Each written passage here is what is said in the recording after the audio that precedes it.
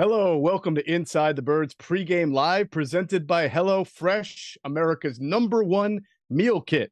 Well, it's been quite a week for the Philadelphia Eagles. They're coming off their first two-game losing streak with Jalen Hurts starting at quarterback in more than 2 years. They have a slew of new injuries, and now they have a new defensive play caller.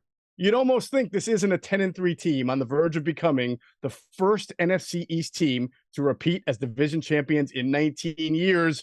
But that's where we are tonight as the Eagles are in Seattle at Lumen Field to battle the Seattle Seahawks. I'm Geoff Mosher alongside my Inside the Birds co-host Adam Caplan.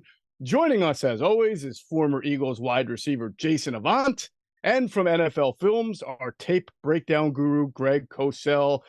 Fellas, we have so much to cover in this 2-hour show. I was going to ask our producers if they mind if we can go 4 hours, but then I realized the game would probably start. And then I thought, well, I think this might be more important than the actual game. We got a lot of important stuff to talk about. Eagles are down a few starters today. We'll get into that. They've made a change in play caller on defense. Matt Patricia will call the plays. We'll get into that as well. And it's just a really interesting last 48 hours. Now, Matt Patricia is still considered the senior defensive assistant. Sean Desai is going to move upstairs to the coaching booth, and he is still considered the defensive coordinator, but the roles here are essentially reversed. This all comes after the Eagles fell to the Cowboys last Sunday, 33-13, and combined with their 23-point loss to the 49ers in Week 13, they have lost 2 straight games by a total of 43 points. It's an enormous game tonight with tremendous playoff implications for both teams, and we're about if this is going to be a backup bowl between Marcus Mariota and Drew Lock. So a lot going on here. And of course, while this is all going on, the Eagles are hoping to stay in the race for the #1 seed, which currently belongs to the Niners by a head-to-head tiebreaker. Of course, the Eagles still lead Dallas in the NFC East. And to top it all off, partridge in a pear tree here, by virtue of the Packers and Falcons losing and the 49ers and Lions winning, the Eagles have now clinched a playoff spot. The 6 and 7 Seahawks are alive in the race for a wild card berth, despite the fact that they've lost 4 straight games going into this game. They've also dropped 5 of their last 6, which just makes this an unbelievable matchup to talk about.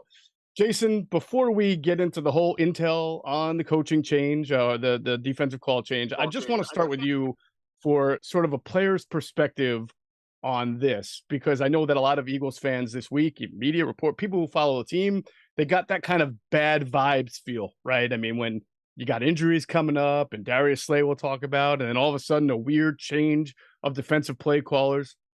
Are you, as a player, like when that happens, like what happens with the players? Do they huddle up? Do they try to get everybody on the same page, or is it just business as usual? It's definitely going to be a huddle up between the players, but more so than just the players are just looking for direction. Mm-hmm. And so the players are going to go with what Nick Sirianni says, and also what the new defensive coordinator or senior defensive assistant, whatever it may be, right? So whatever game plan, they try to rally around that. You try to make it as normal as possible. But in this situation, it can't be normal because there's too many questions to be resolved. So the players are getting called and asked by the media constantly about this situation. So it becomes more of a nightmare for the players. But I'm sure that there was a lot of people in that building that definitely championed this decision, because there are some things that they've been doing since Week 1, Greg and I, and all of us have been talking about it for a long time, that hasn't gotten better when it comes to some of their communication, not just their inability to cover because of lack of talent. They miss a lot of assignments and play the wrong leverage in coverage, right? So, we'll see how it goes forward. Yeah, definitely. And just a quick follow-up on that from you. Now that you're on this side of it, you're out of the uniform, you're in a nice little jacket, you're ready. You're an analyst now. Was it hard for you not to feel that get that bad vibes feeling around the franchise when all these things kind of happen at once? No, you just know that there's changes, and changes never it's never comfortable. Mm-hmm. Right? As from a player perspective and from, being in the media, it's like there's an uncertainty there. And then you start to realize that, hey, Nick Sirianni is a guy that doesn't like to make changes within season. Jonathan Gannon gave up 1,000,000 yards last year. He stayed by his side until the Super Bowl was over, and then they cut ties. And he also reaffirmed his coaching staff earlier in the week in a press conference, right? He doesn't look to make any changes. So this is coming from upper management. And when upper management gets into decisions like this, what other decisions can they make? And I'm sure that the coaching staff, the media, and the players are all on the hot seat or being uncomfortable right now.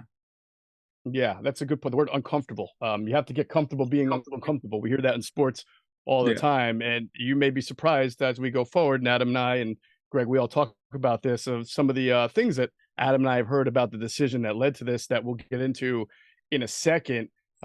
We can't ignore the major injury news at the start of the show. Jalen Hurts was obviously downgraded by the Eagles. Say that again.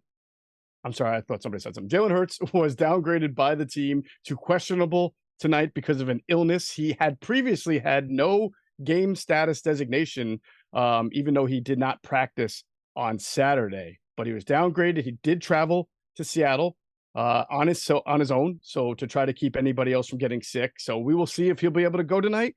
And if not, then Marcus Mariota gets the football, and that would be quite interesting. So we'll talk about real quickly here the change in play caller. Matt Patricia will be the defensive play caller on the sideline for tonight's game. That is the result of defensive coordinator Sean Desai having his duties taken away, although he is remaining on the team. Adam, we covered this morning on the Inside the Birds podcast. We kind of broke down what we learned about what went into the decision. We can quickly recap it here and give the basics, from what we understand. Some of the veterans that Jason had talked about. Jason, smart guy, knows that things like this tend to come from in the building. We know that some of the veterans recently have expressed some concern about some of the things going on defensively. I will say I have not heard myself that it was personal, that they don't like Sean Desai, that he has bad relationships. It was about the defense, the scheme, and the things that were going on. And on top of that, we know that Howie Roseman has been asking some questions about the Eagles defense, what isn't going right, sort of a fact-finding mission to figure out why the defense wasn't performing at a better standard.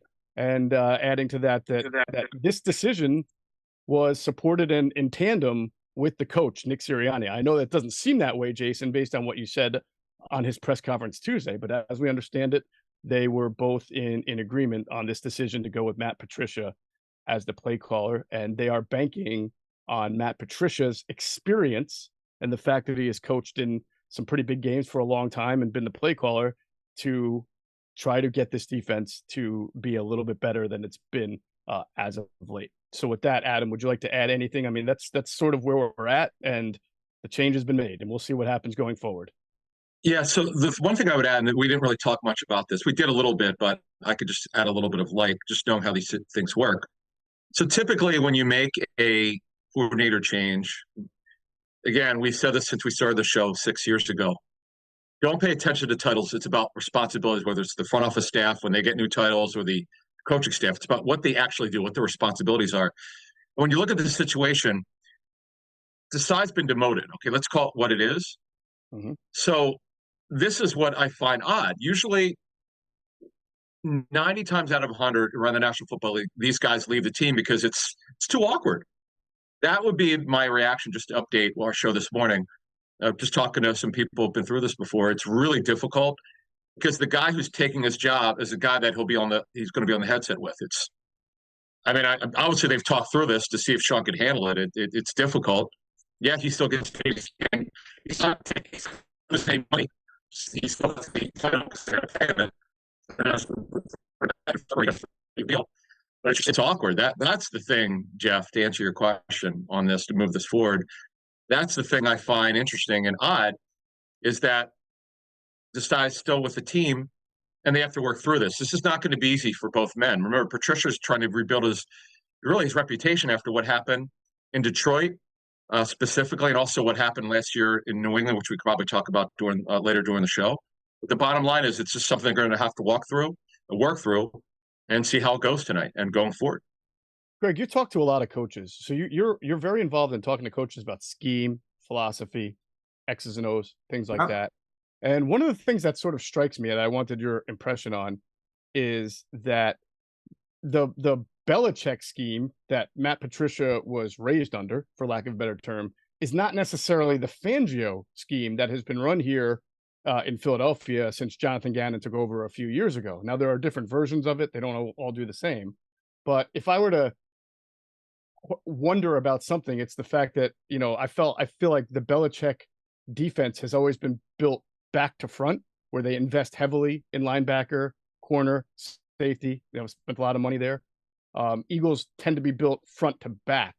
So I guess I wonder how much Patricia's influence here, taking over a personnel that was fit for a different type of scheme, how much he really do and work with when he comes from a sort of a different philosophical. I know they're both 3-4, but would you say they're different philosophically? I would say that in recent years, Belichick's been coaching a long time, but I would say in the last 5, 6, 7 years, the Belichick scheme has been built on front multiplicity and coverage consistency. They play a ton of man and a ton of single high safety, meaning that if they play zone, it would be cover 3. But they play a ton of man. Okay, now this particular Eagles team is not equipped to do that. Right. So again, I'm sure Patricia knows how to do other things. He's been coaching a long time. But you can't take that template, particularly on the back end, and automatically ascribe it to the Eagles. Now, I will say this.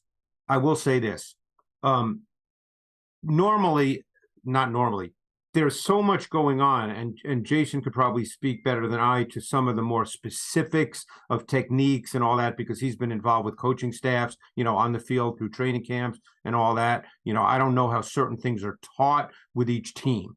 I can sit here and tell you, hey, that's a hybrid coverage, that's cover 3, and I can do all that, but I don't know the specifics how everything is taught.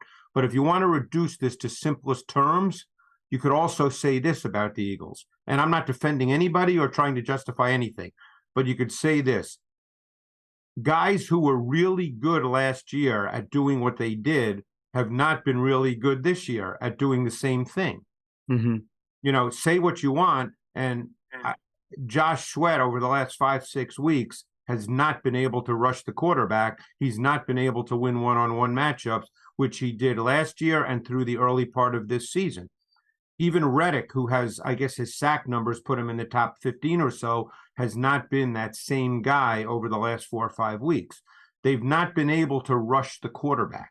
Okay, and as Jason has talked about numerous times and is obviously correct, they don't cover real well. So without getting into all the minutia of, techniques with specific coverages, when you have a situation defensively, and this has nothing to do with personalities or how it's, I certainly don't know those things. I'm not there. But without getting into all that, when you can't rush the quarterback and you can't cover, you're going to have problems with your pass defense. And that might sound like a sarcastic, simplistic thing to say, but it just happens to be the reality right now. And when you don't have second-level defenders who are good blitzers, you really can't. It's easy to say, well, blitz more, okay? Because, hey, most coaches, and I've spent a lot of time with coaches sitting in my office watching tape, guys who coached in the league for years who would say, hey, if you can't rush with 4, you got to rush with 5. If you can't get there with 5, you got to add another guy. Because eventually you got to impact the quarterback somehow, okay? Yeah. But the problem is they don't have those guys at the second level who can do that. So now we're in a situation where they can't, the down linemen aren't getting pressure. They don't have second level blitzers, and they don't cover real well in man. Okay. So now you're in kind of a tough spot, because if you can't get to the quarterback and you're playing a lot of zone, every zone has voids. And if the quarterback gets more than 2 seconds to throw, because no zone is built to cover beyond 5-step drop timing, which is 2.1 seconds. After that, it's got to be on your pass rush. And if the pass rush is not going to get there, then you know what? Quarterbacks are going to find openings. Yeah. Jason, I'm going to throw it to you because I think Greg made an interesting point that I wanted to sort of phrase it this way to you. If the Eagles took a big picture view of their defense and felt our number one problem is that our front four rush isn't getting home because they're not doing a good job, or our number one problem is our coverage is bad because they're not doing a good job covering. Usually in that case, it's the position coach who gets the axe. You're not doing your job getting the most out of what we've given you. The fact that they actually changed the play caller makes me believe that they take a big picture look of this, see the marriage not happen, see probably breakdowns on both sides and saying it's not just that, it's not just the coverage, not just, we need a better either scheme or a better different set of eyes on and strategy on what we're doing. Yeah, I definitely agree with that. I think that the Eagles are very, very predictable. There's not many times where the quarterback is thinking at all, if not on his back foot and ready to deliver the ball. And that's usually a telltale sign of defensive coordinator and also the players that you have, because every time that a quarterback goes to drop back deep and he has to check it down, that's a win for the defense, right? Because we caught him in something else. I'll give you an example. The Eagles finally got a first down win. They were able to stop the run, and they ended up in a 2nd and 10, 2nd and 9, 2nd and 10. Mm-hmm. Because Sean Desai has the same play calling style, everybody knows he's going to go to a cover 2 now because it's 2nd and long. What does the Cowboys do? They run 4 verticals, knowing that the Mike linebacker is going to go to speed or to the wide side of the field. Ferguson's up the chute, right? That was a scheme thing.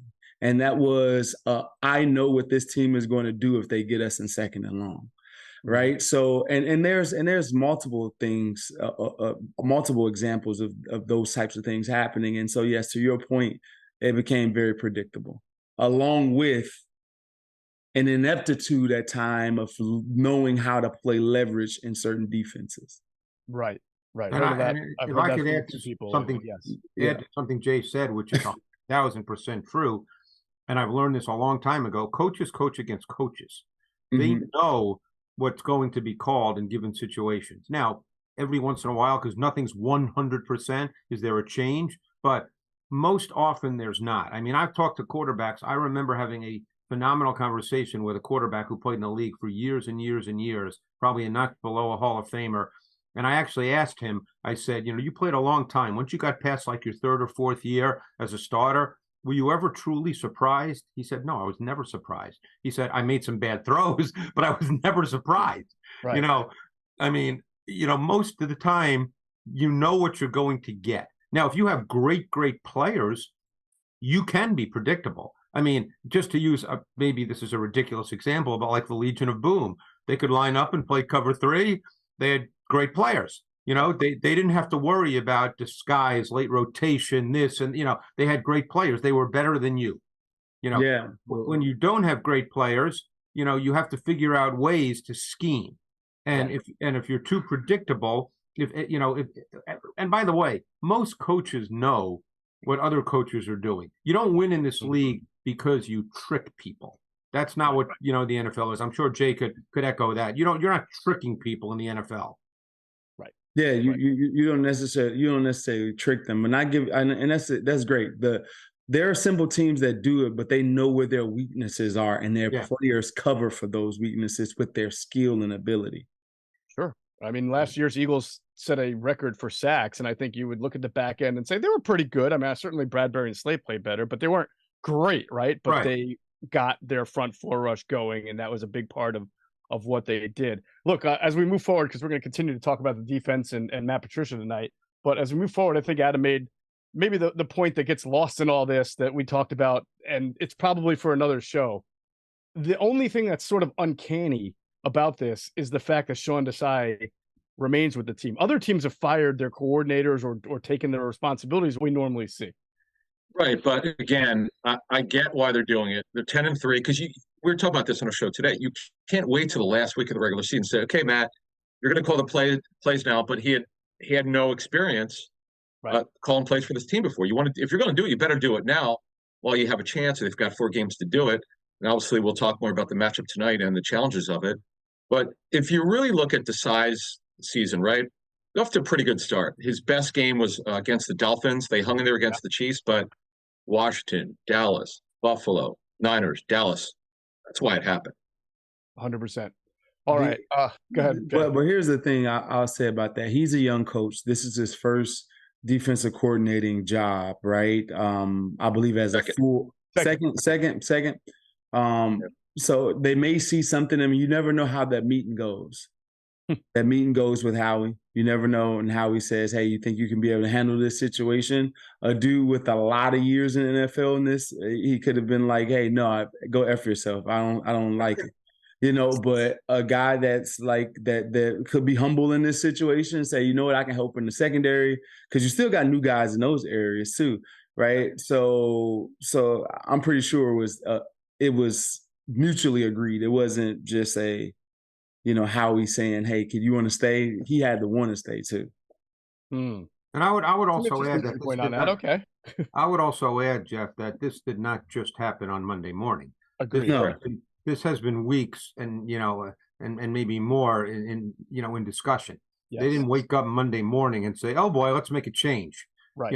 This has been talked about. There's obviously been things that have been concerning, and they obviously felt now was the time to make a change, but it didn't just happen on Monday morning. Exactly. No doubt about it.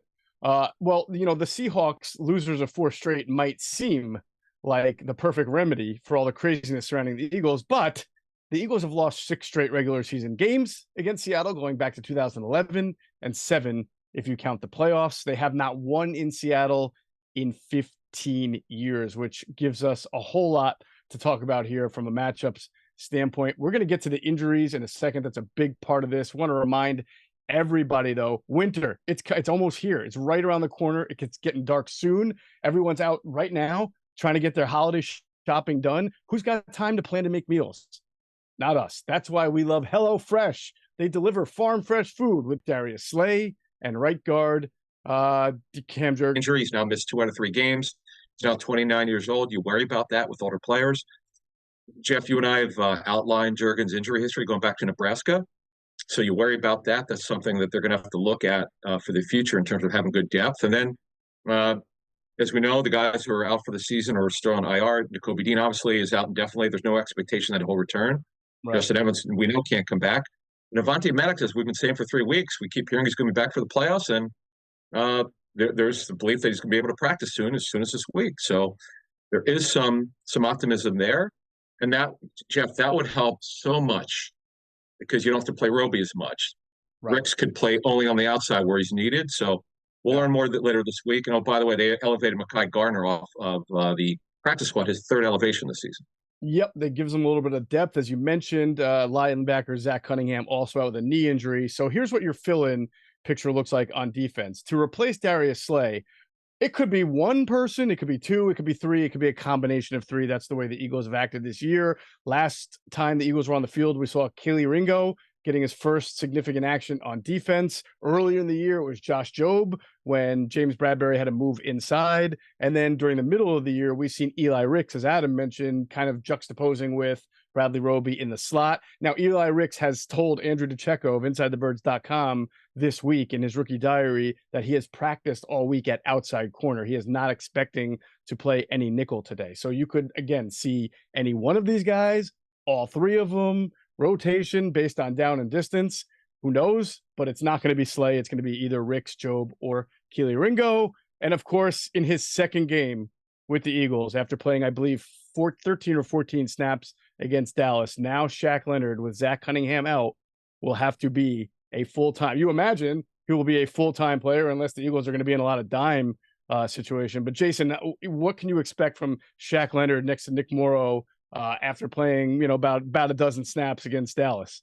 A week in the building is huge because you as a player, you just have to figure it out in your own time as far as what these calls mean to you and based on the knowledge that you already have, right? How can I make it translate to something that I already done before? So I think that he should be ready to go for a tight game plan package. Now, the problem is that you got a new defensive coordinator. And so it's a lot of things going on. So he has to play, and I'm pretty sure that the calls they're going to help him. And what's good is that he's in the middle of the field, and the guy can help him out as well. Morrow can help him out there. Yeah. So, let me tell you something. It couldn't be a worse sort of set of circumstances for Matt Patricia to be on the road with different starters, right? Calling a defense. But I tell you this, though, knowing what the Eagles have, I can see this playing out the way it did for Jeff Garcia in 2006, where you absolutely get bombed in your first game. It looks terrible, but then you look at how light the schedule is. It sets up well for Patricia to maybe rebound, facing maybe Tommy DeVito twice, and then the Arizona Cardinals in between. Get everything settled, maybe get a first round bye, and things start to look better for Matt Patricia from that standpoint. Until again, you have to face San Francisco at some point in the playoffs, but we'll see. But yeah, clearly, just a thought, Jeff. I don't know. We can talk more about this. I don't know if I'd be surprised if, given the injuries and what's going on, it would not surprise me to see them play Kevin Byard as a nickel linebacker. And with Sidney Brown and Blankenship on the back end, because Byard has done that kind of thing in his career. Right. He's always been a multi-dimensional player. So again, I don't know if that's going to happen or not, but it would not surprise me to see that. And that makes sense, Greg. We could talk about a little bit because they like to use him against really good tight ends in this league in nickel. But you may say that the Seattle's. But even if they're playing zone as an underneath zone defender, as a nickel linebacker, because the one thing with him is he'll be a better pass defender than let's say Nick Morrow. So again, we'll see. But that would not surprise me. Right, and to your point, Greg, the reason why they'd be even able to do that is because Reed Blankenship, who was treated for concussion in the last game, was able to make it back and is expected to play tonight. So they will have their three safeties: Blankenship, Byard, Sidney Brown, and as Adam mentioned, they elevated Mekhi Garner from the practice squad. So that is the Eagles injury situation. Now we'll get into the Seahawks situation, and it's the same with their quarterback. Geno Smith is, as we're sitting here today, I don't think right now, don't think we're 100% positive he's going to be able to start tonight. And if it's not, it will be Drew Lock, who started for them last week. And the team did elevate veteran quarterback Sean Mannion off their practice squad today, which could be an indication that Smith won't be able to go. And then we would have, again, the backup battle if Marcus Mariota has to go for the Eagles. Seattle recently got its right tackle, Abe Lucas back from an injury. But they are still out their right guard, Phil Haynes. He's going to miss the third of 4 games that you get when you're on injured reserve with a toe injury. Anthony Bradford has filled in for Haynes at right guard, but I also believe Jason Peters at some points has gotten in, former Eagle Jason Peters. Not recently. He's been playing. Was he playing a tackle when Lucas was out? Yeah. So he will not probably be playing guard, but he's there in case they need to use him. It would be kind of cool if we got to see Jason Peters out there on the field. He's he's recently profiled, I believe, in The Athletic and had some really interesting things to say. So 41 years old. Jason, he's 41. He's out there playing, man. What are you doing? He's always well, it's a different position. Those guys are less athletic. Oh, okay. Hey, Peter, do you hear what he said about you? It's no problem. But he's always told me that he's going to play until the wheels fall off. That was always his mindset. He said it. He said, listen, when I'm not athletic enough to play tackle anymore, I'll move inside. That's what he said. Well, he was a tight end. The tight end once. I don't think move inside meant his house, right, Jay? Yeah, definitely didn't mean his house, but it's sprawling. His house is definitely sprawling. Right. The wheels really technically did once fall off when he tore his Achilles. Remember, he was on the scooter, and I believe the wheel broke, and he fell off of it and retore the Achilles and came back from it. So the man is a beast. He is. Yeah, he wants to play. He wants to play. That's the thing. He wants to play. Awesome. Well, great for Jason Peters. We always love Jason Peters. As far as the rest of the Seahawks who are questionable, we got rookie corner Devin Witherspoon with the hip, the 5th overall pick in the draft.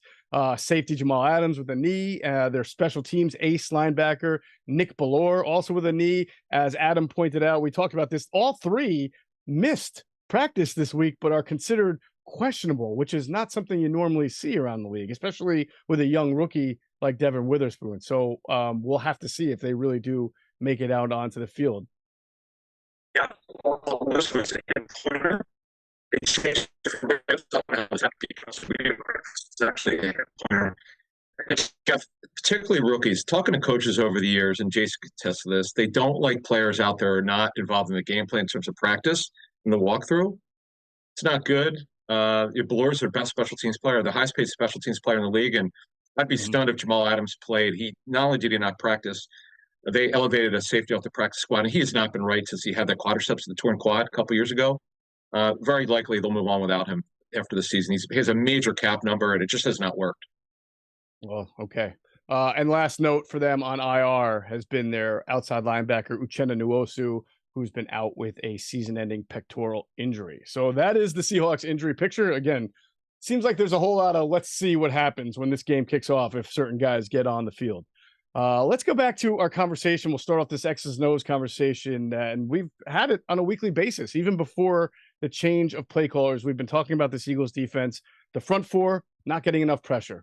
Back seven, not holding up in coverage. As it stands right now, the Eagles rank 28th in total defense, and obviously the team felt that a change was needed. Greg, we tend to have this and we just did the chicken or egg discussion. Which one impacts the other one more? I think if you would shoot up the Eagles brain trust with true serum, what they would tell you is they understand that they don't have the personnel of maybe a top 5 defense, but I think that they did not expect to be hovering around the bottom with that personnel, which leads to them making a change. I mean, I think that's fair to say that they probably acknowledge that they're not as talented as maybe some other defenses in the league, but certainly shouldn't be ranked in the bottom of the league in many of these categories. Well, Jeff, I think what no one would have expected, including probably all of us, was that they wouldn't be able to rush the quarterback. Right. Now, keep one thing in mind. The dynamic of games has changed this year. And that's a factor as well. Remember last year, which seems like a long time ago now? Last year, they led the NFL by a wide margin in scoring in the second quarter, and they played most of their games, not every single one, but a larger majority of games in the second half with a lead. And when you have a lead, that's when your pass rushers can pin their ears back, okay? And it changes everything about what the offense needs to get accomplished and how you can play on defense. This year, that has not been the case. So they have not been in games in the second half where they can simply say, let's go get the quarterback. Right. And that changes everything, and that's one factor, but it's an important factor. But the bottom line is, if you said before the season that they would not be able to rush the quarterback with their defensive line, I think most people, I'm sure including people in that building at NovaCare, would say, nah, because that was the strength clearly of their defense a year ago. They led the NFL in sacks. They had far and away the most third down sacks in the NFL. This year, they're at the very bottom. And that changes everything about your defense. Because 100%. If you cannot rush the quarterback, then the coverage becomes really, really important. And, I think we'd all agree that even a year ago, while they were better than they have been this year, they certainly were not great on the back end. But a lot of that was compensated and camouflaged by the fact that they could rush the quarterback, particularly in the second half. Right. Absolutely. Can I jump in real quick? Yeah. Jeff, I just want to jump in. Jeff, you and I had talked about this last year. There were multiple teams told us when we speak leading up to an Eagles game. We like to talk to people to advance and stuff, and we talk to coaches. And 2 teams told us specifically, if we protect, we're going after Bradbury. Problem is the teams couldn't protect. That goes to Greg's point. The Eagles cannot get home, and they're getting torched. So, Jason, last week, okay, you saw Dak had a very good first half. Second half, that maybe they're up 24-6. Okay, they didn't score as much in the second half. They didn't actually get a touchdown and 2 field goals. But, Jason, you saw with CeeDee Lamb, Ferguson, Cooks. Was it they were just wide open? What happened last week against those guys? So, I'll say this. One, you can't turn the ball over. So the biggest thing that happened was turnovers on our end, on our offensive end, and drop balls, right? Some pretty significant drops. One on third down with Devontae Smith, one deep pass that OBJ and Tyreek Hill made wrong shoulder catches, and our number one guy didn't do it, right? The same week, right? So that's number one. Now, when it comes to coverage, I believe that the Eagles, for most of the game, were in pretty good shape. They had the right coverage called. Sidney Brown got beat inside by Ferguson on the same exact play that Logan Thomas beat Blankenship down in Washington, the Commanders, and the zero blitz. It was actually the same thing. Both guys did the same thing. They expanded too far and got beat across their face rather than stand in leverage. That right there, you can't. That's not Sean Desai. Well, him not adjust. What I would they're going to blame Sean Desai because the player grew from that situation. All you need to do is see it one time. Oh, I'm never going to get beat across my face in this situation, right? So, but you couldn't call a better call and have a guy in the right spot. The guy just didn't make the play. Then you go to Blankenship on CeeDee Lamb's touchdown. He's in cover 3. He has the flat. He leaves his zone, vacates his zone, and goes inside when there's 2 inside defenders there, right? Oh. So with that being said, it wasn't like these things, there wasn't like guys were just getting beat like a drum. Right. It was self-inflicted things. Roby on a 3rd and 9, we finally get him in the 3rd and 9. All other 3rd downs were short. 3rd and 9, everybody's pressed. This dude doesn't want to press. It isn't a bunch. He can step up and press him, but he has a hole defender. Blankenship is in the middle of the field for that reason, either to cut off a basic and or to stop Dak and his scramble up in the pocket. He gets beat in outside when he has outside leverage. Mm-hmm. Those things. It's not like our guys, especially this past game versus Dallas, are just getting beat like a drum. It's that they're not growing as players and understanding what their responsibilities are. And I think this was the tipping point for Sean Desai, and that's why we see Matt Patricia. I wanted to get your opinion on another play sequence, right? Since you guys are rolling with this, there was that 30-yard catch to, I believe, Brandon Cooks. You're talking about the one late in the second quarter? That post. But that's not the catch I want to diagnose. It set up a touchdown on Gallup, right? On a slant. We talking about on a rub route, the same rub concept that they messed up with the Rams.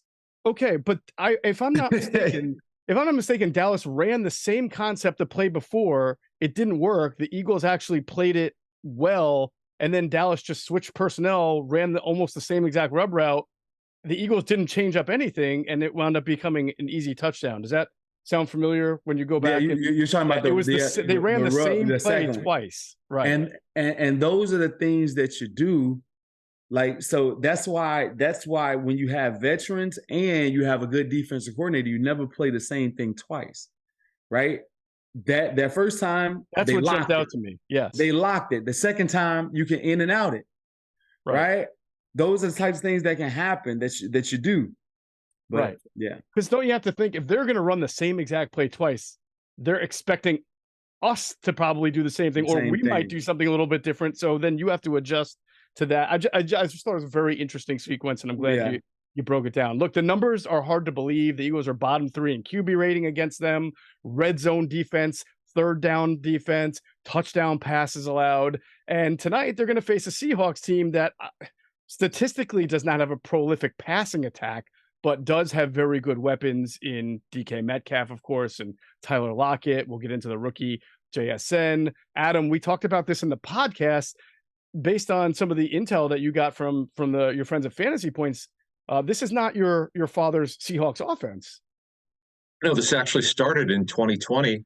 Mm-hmm. For years, the front office was after Pete about stop being so run-centric in the first half. Look, if they get a lead, obviously you want to run. That's the way teams do it. They finally gave in. This is what Broughton Schottenheimer and the front office went to him. He gave in, and ever since then, they're top 10 first-half passes. They pass the ball, Jeff, 64% of the time, more than the Eagles. People talk about the Eagles running the football.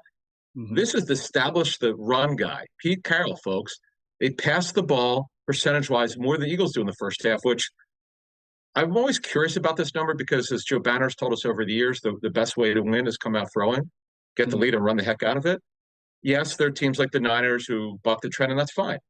But theoretically, going back to the 60s, Bill Walsh did it, Jimmy Johnson did it, Bill Cowher actually talked about it, and Ben Roethlisberger's podcast. You come out throwing, get a score, get a lead at the first half, get a nice lead, and then run the heck out of it. And yeah, the Seahawks are throwing the ball more than the Eagles in the first half. Yeah, amazing. Greg, it's like, who is this guy coaching the Seattle Seahawks? Is that still Pete Carroll? But they do have good players to throw the ball around with, so maybe that's a difference. But when you watch tape, were you surprised by how much they're throwing the ball in the first half? No, I think they told you they were going to do that when they drafted Jackson Smith-Njigba in the first round.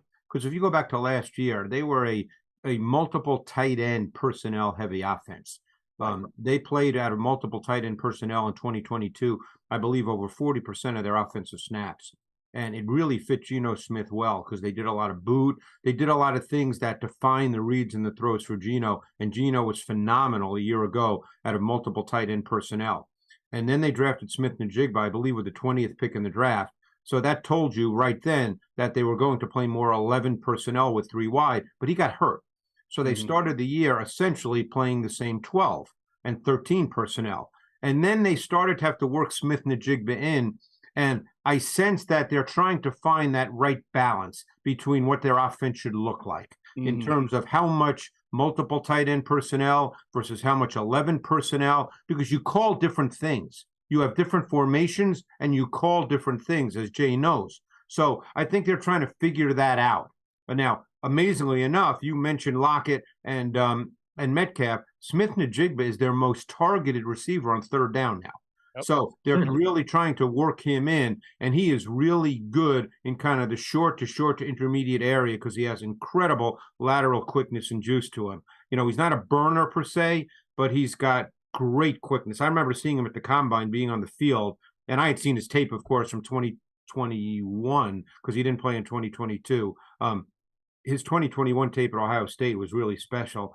And I remember just seeing the way he broke at the Combine doing the drills, and he just has really special lateral quickness to him. So we'll see, and I guess it's also a function of who plays quarterback. That's a different animal right now. We don't know the answer to that as we're talking at this moment. Maybe we'll know in about a half hour or so, but we don't know at this moment.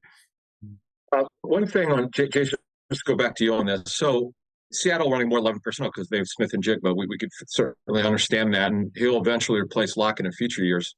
Lockett's into his 30s now, but what are your thoughts on them and their offensive scheme from what you've seen? You know what? I think that they target DK Metcalf too much. Really? Let me tell you why. And this may be an asinine because he has 50 or so. How many receptions do you have? I want to say 50 something odd receptions. Is it 50? He has 864 yards and 7 touchdowns. I don't actually have receptions. I thought it was 56. Yeah. 56 receptions. I believe he's getting targeted at around 94, 95.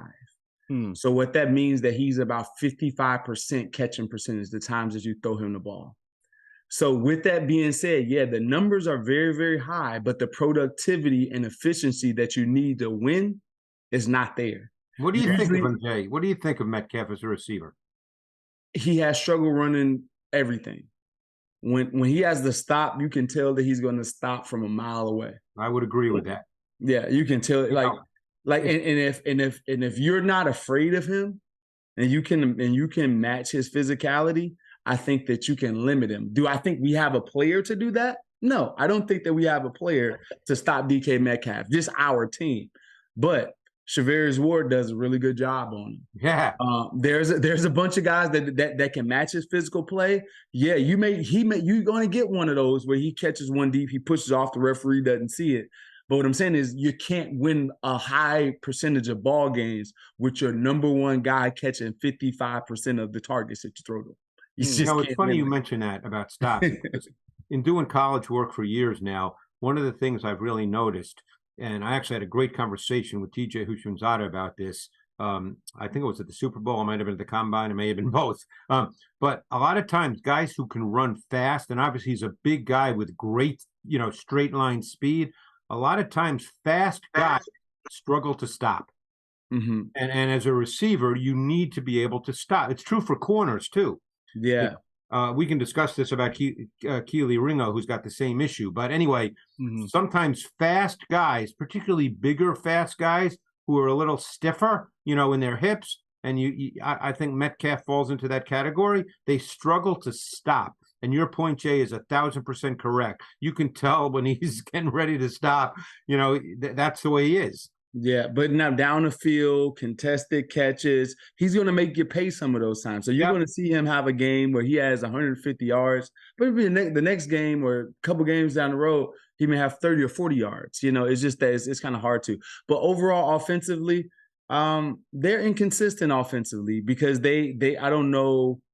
I don't necessarily know if they have a game plan on Smith and Jigba throughout the remainder of the season. There's no way that Tyler Lockett should be at 10 yards a catch. Yep. It's just he's being used on more of the things that you have to do because your number one guy doesn't do it. You get what I mean? Yeah. Oh yeah. That's it. But Tyler Lockett is a down the field guy. Yep. So what I could add is, going back to the 19 draft, a very prominent offensive coach told me, I found this hard to believe, but this guy's not going to lie to me. He gave him a 4th round grade. I said, why? He goes, because he can't throttle down. He only goes straight ahead. This plays to what Greg said. When you can't throttle down, that means you're one-dimensional. There's certain things you just can't do. And this plays what Jason just said.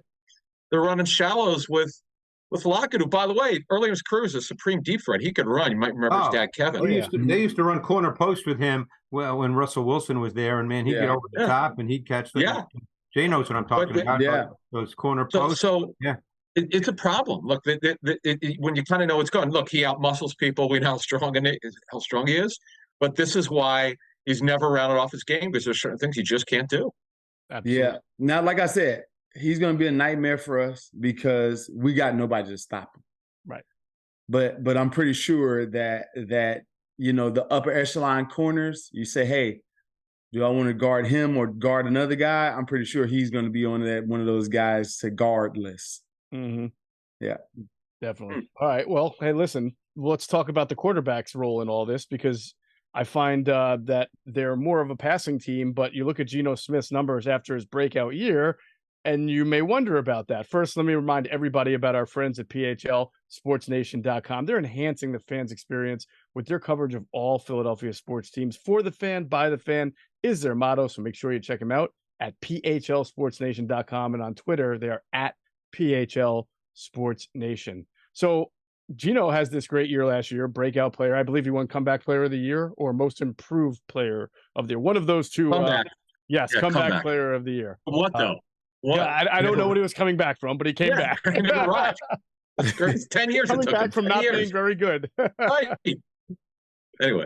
But now his completion percentage and passer rating are both actually down considerably from last year, while his interception percentage is up. Greg Smith has thrown at least one interception in 6 of his last 8 games. So what are you seeing on tape from Geno this year? Maybe that's different than last year. No, to me, there's not a huge difference. I mean, interceptions are one of those things. People look at a number on a page and it's always throws too many interceptions.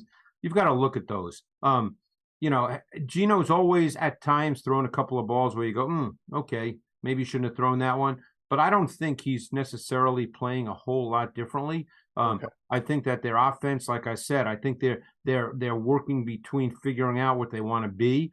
And so they're running different concepts. I think Geno has to be a very structured player. I think you have to define it for him very cleanly and then allow him to execute that very cleanly.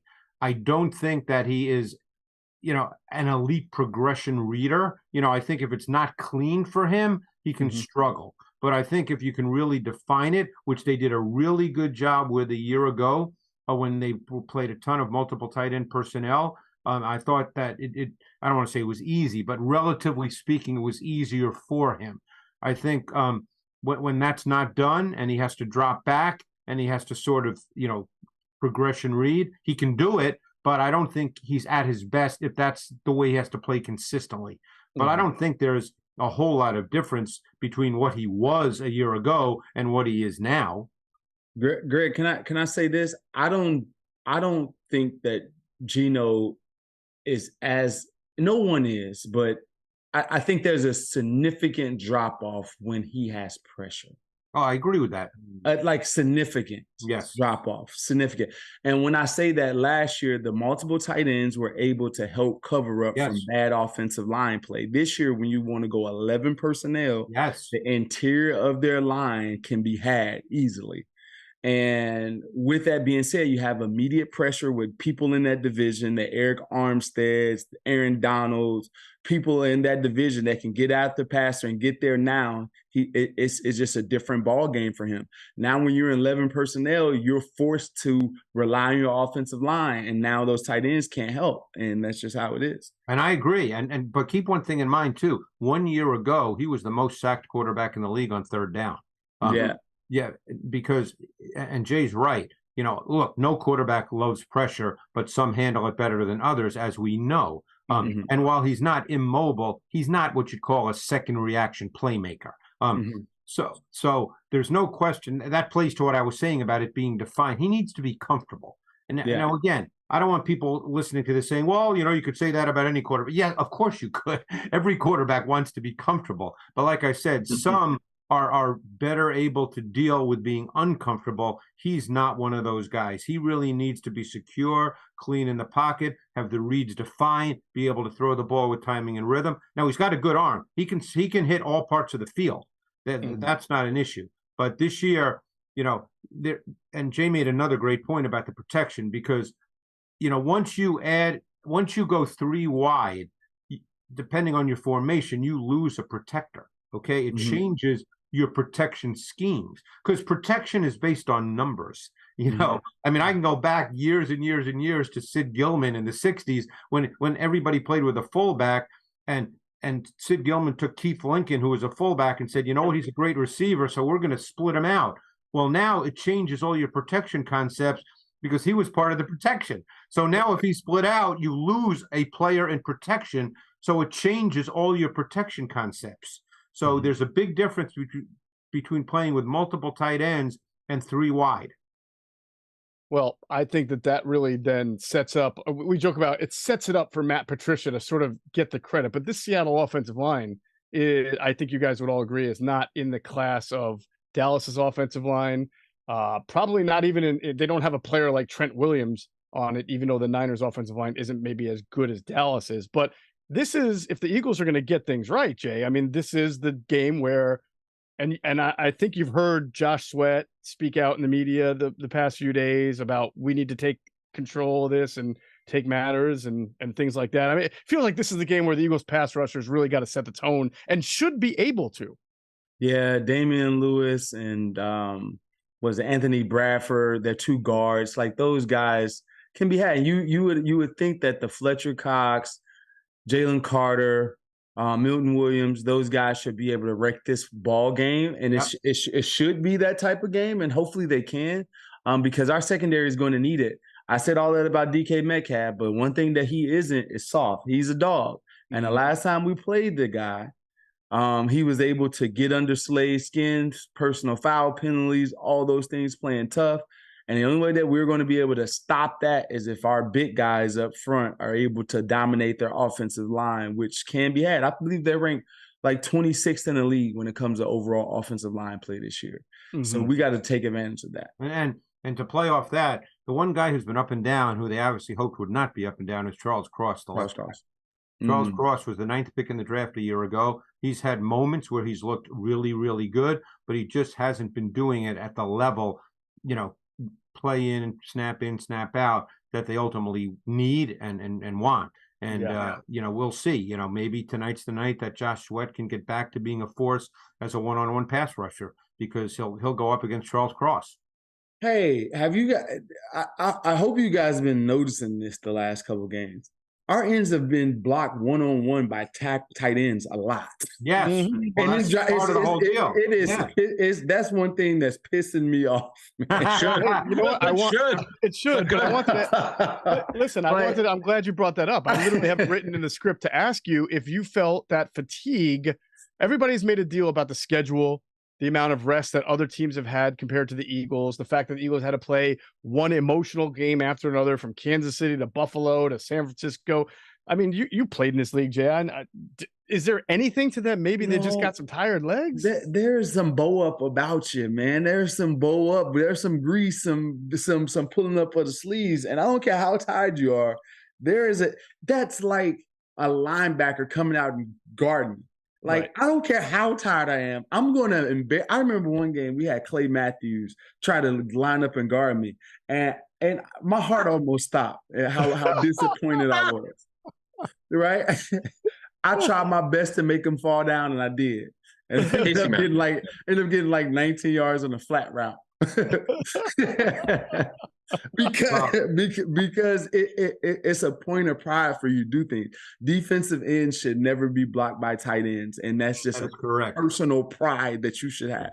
Yeah, I remember telling you guys a couple of weeks ago that there were a couple of times where Nolan Smith, who's been playing more lately, was getting blocked by Gabe Davis. There was a time a tight end blocked him. I get sometimes within the scheme, leveraging, I get that, but I didn't see the fight to get off of it, to like really overpower a guy who shouldn't be blocking you 10 yards down the field. So exactly. We'll see if the whole change in play caller, Jay, you know this as a player. Sometimes, even though the message probably wasn't intended to be set to specific individuals on defense, it resonates though. Oh man, this guy just got demoted. It could be me now. You know what I'm saying? Like, they're obviously trying to make some moves here. I got to bring it. Well, to just feed off of that just a bit, I'm curious from this perspective. Matt Patricia is known as a more disciplinarian type of coach, and I'm pretty sure that carried over to or came from his defensive nature being in with the Patriots. That's not how our guys have been coached these last couple of years. So I'm trying to figure out how that's going to mesh. And then he's a big responsibility guy. That's the Patriot ways, big responsibility guy. You don't see Patriots ends get edge on reverses multiple times in a game. Right. And you definitely going to see reroutes and responsibilities. So will Sirianni allow this guy to be himself and really get after guys? Mm-hmm. That's that right there. I want to know. I wish I could have been a fly on the wall. Yeah. All of us, Jay. All of us. Definitely. Because stylistically, this defense is not his cup of tea, the players. Right. And the way they've been coached and playing is just not anywhere near the Patriot way. Right. So I just want to hear one meeting. Yeah. Well, if you want to add to that, you can throw in the fact that he, like many other Belichick disciples, has not been able to replicate the Patriot way in any other places either. They haven't been. But let's say something. I think Vrabel does a good job. But he didn't coach under Belichick. He only played under him. He did. Okay. No, he's not part of the tree. He's part of the, but he knows the Patriot way. No, I know. It's just a technical. Yeah, I know. He knows caveat. But here's the one thing you'll say about Mike Vrabel's teams, that they're tough as hell. Yes, 100%. I agree. Absolutely. You know, and I don't think anybody looks at the Eagles defense and says, "Hey, man, that's a tough defense." Speaking of tough, Jay, you want to see me go all tough guy right now? Yes. It's time to talk about our friends at Manscaped. All right. Uh-oh. Santa baby, the season for a fresh cut is finally here with the sponsors of today's show. That's Manscaped, the leaders in below the waist grooming. They've just launched their 5th generation lawnmower to help you avoid another silent night in the bedroom. That's right. Take care of your special snowflake and watch your South Pole shine like never before. Get the best stocking stuffer of all by going to manscaped.com and use that promo code ITB20 for 20% off and free shipping. Mrs. Claus will thank you. Everybody knows the Lawnmower 5.0 Ultra is the crown jewel of the holidays. Its skin-safe technology is a lifesaver, and it's known for reducing those nicks and cuts on the Santa sack. Don't forget the Manscaped Beard Hedger Pro Kit and the Handyman Electric Face Shaver to cover all your facial hair needs. Get rid of those nasty icicles on your nose and ears with the Weed Whacker 2.0 nose and ear hair trimmer. And take care of your chestnuts with Manscaped's Boxers 2.0. And there's even the Shears 3.0 nail grooming kit. Get 20% off and free shipping with the code ITB20 at manscaped.com. That's 20% off with free shipping at manscaped.com. Use that promo code ITB20. Say ho, ho, ho to a well-groomed mistletoe with Manscaped. How's that, fellas? Y'all like that? Nice job. I feel like Kirk Cousins right now. You All right, let's finish up this discussion of the Eagles defense. I wanted to get back into Shaq Leonard. He made his debut last week for the Eagles, played 13 snaps. I think most of that came in the second half, if I'm not mistaken. You guys can correct me if I'm wrong. This week, this game tonight, he obviously plays a bigger role. Greg, how would you describe his usage against the Cowboys, and what did the tape show? I don't think it showed anything either good nor bad. I mean, they used him a couple of times as a pass rusher on what we call zone exchange principles or sim pressures, where it was a 4-man pressure, and you bring a second level player and you still play zone behind it. He was the fourth rusher. He just ran into offensive linemen, so it was hard to get a read on that. I mean, in all honesty, and I was looking, I came away thinking, okay, he was a linebacker out there. I mean, I didn't feel like it showed one thing one way or the other. I just I will say that I don't think he moves the way he used to, and I'm gonna be fascinated to see how this plays out. He, like I said, like you said, Jeff, maybe he gets a ton more snaps, maybe he doesn't. Just because he's there doesn't necessarily mean that he looks great. I mean, you guys talk to people. I had a conversation with someone, and the first thing this person said to me was, he can't move. That's the first thing he said to me. So again, we'll see how he plays. We'll see if he gets more snaps. We don't know that. Don't have a choice. Yeah. Adam, you got to love how Greg just described, he basically just described 95% of Eagles off-ball linebackers over the past 15 years. Oh, man. Well, Shaq Leonard, here's the thing. Right, here's the problem. The only other choice they have is Ben Van Sumeren, who only plays with special teams. So we were told by a bunch of teams, great athlete, doesn't process well enough. You're not going to want him to play defense. So I would bet the house Shaq Leonard will play more than 14 snaps he had last week. I'd probably triple it. I would agree with that. They don't have a choice. They just don't have a choice. Where else are they going to go? Now, Greg made a good point about maybe you move Byard in the box. There's some things you can do to alleviate that issue. Yes. But and here's another thing to follow up to move this forward. Do they get Zach Charbonnet? I'm a big fan of in screens, because that's not stuff they usually do with Walker.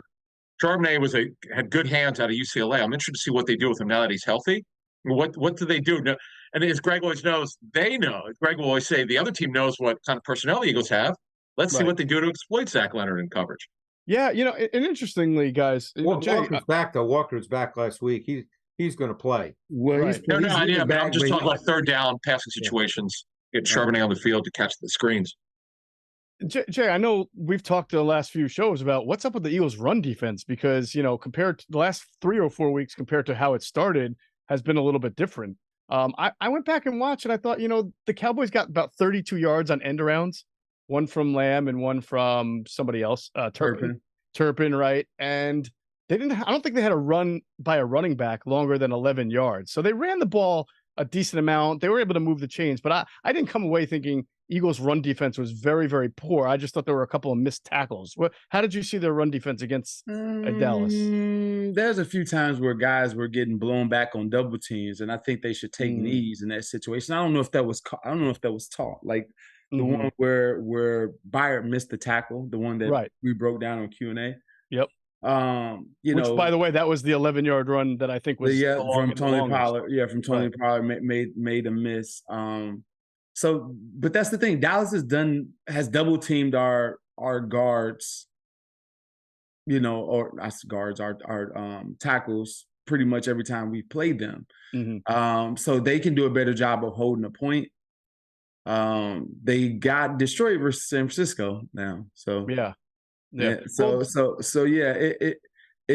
still ran the ball effectively. I believe it was over 4.2 yards a carry or something like that. But I felt like that's where the reverse is sort of heavily. The running backs averaged 3.75 a carry is what I totaled. So you know. So if Debo gets the ball out and runs a reverse, that's then you're in trouble. Run game.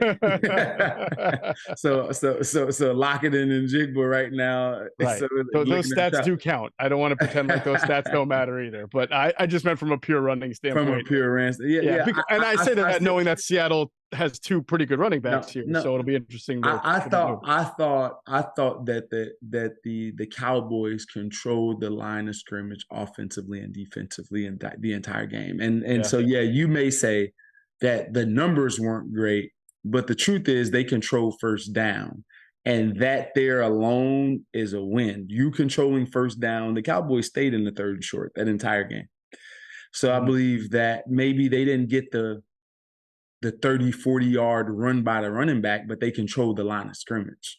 And that's what you can't have.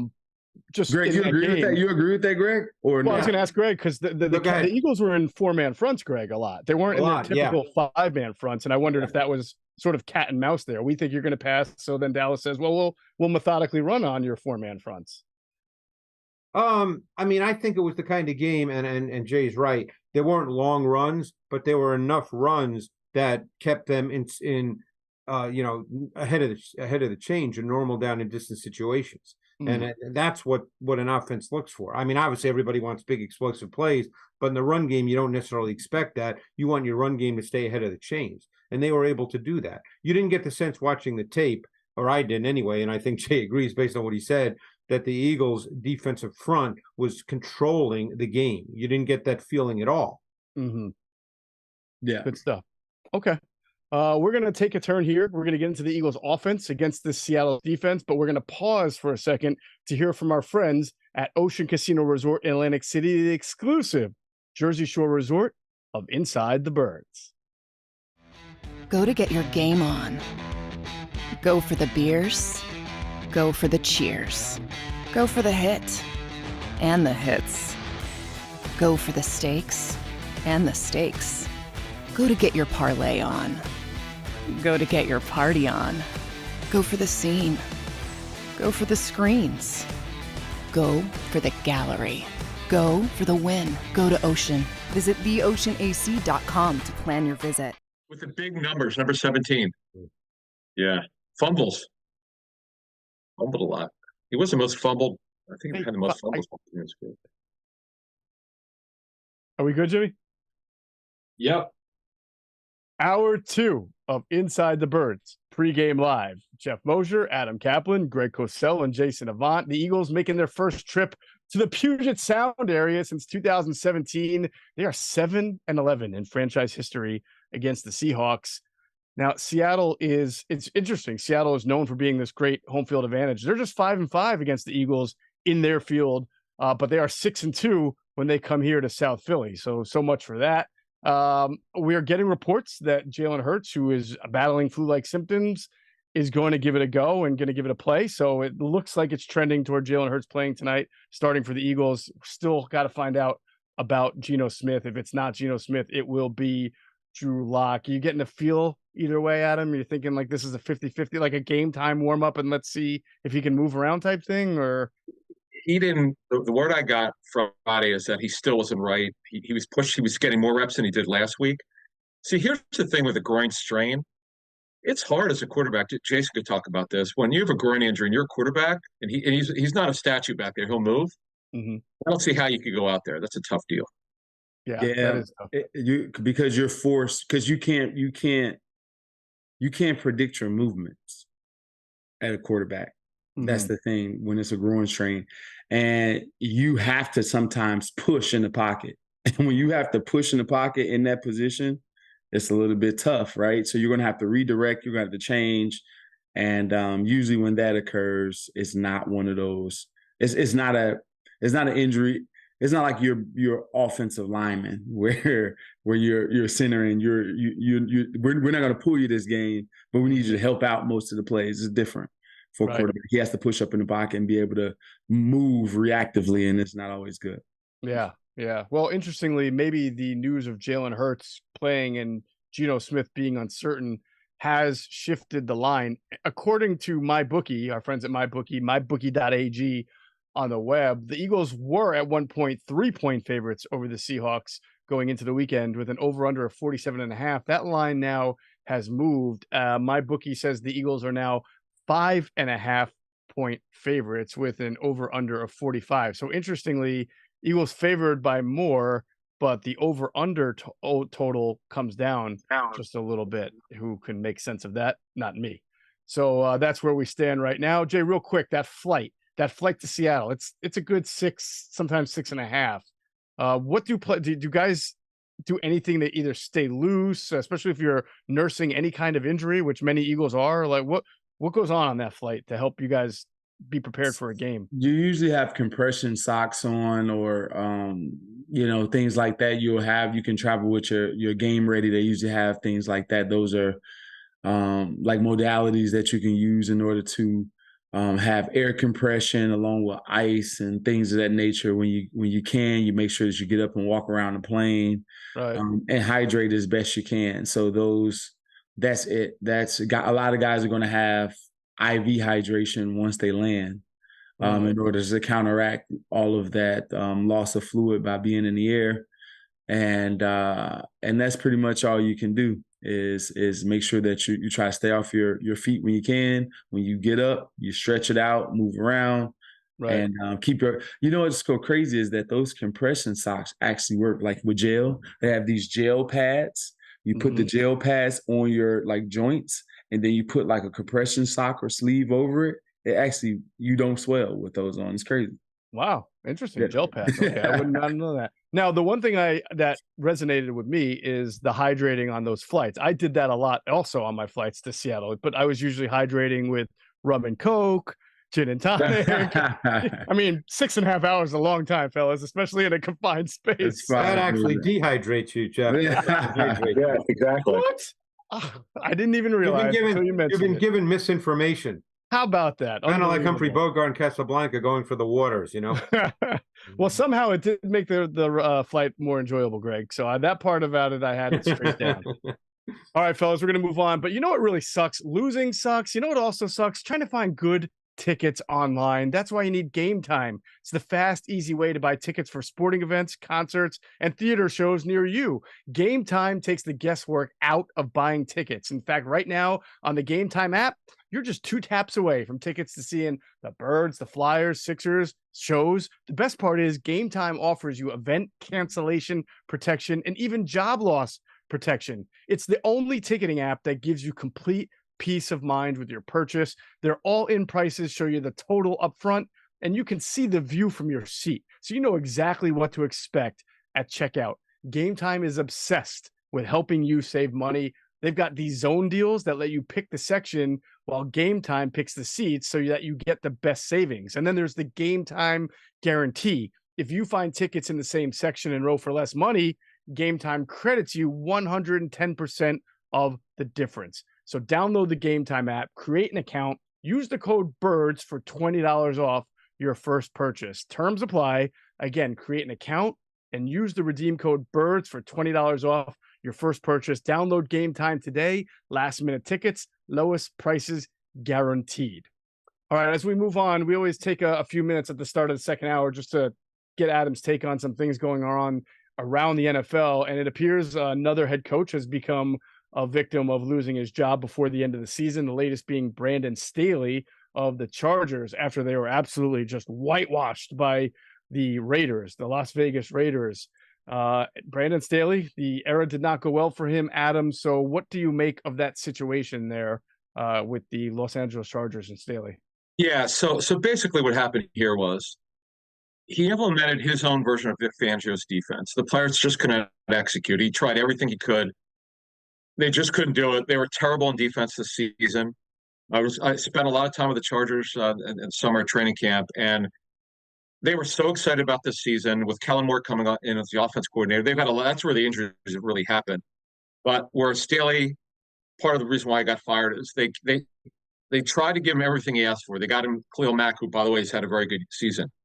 The J.C. Jackson trade did not work at all. We don't need to go into why it didn't work. It just, trust me, from the very day that he came there, it didn't work.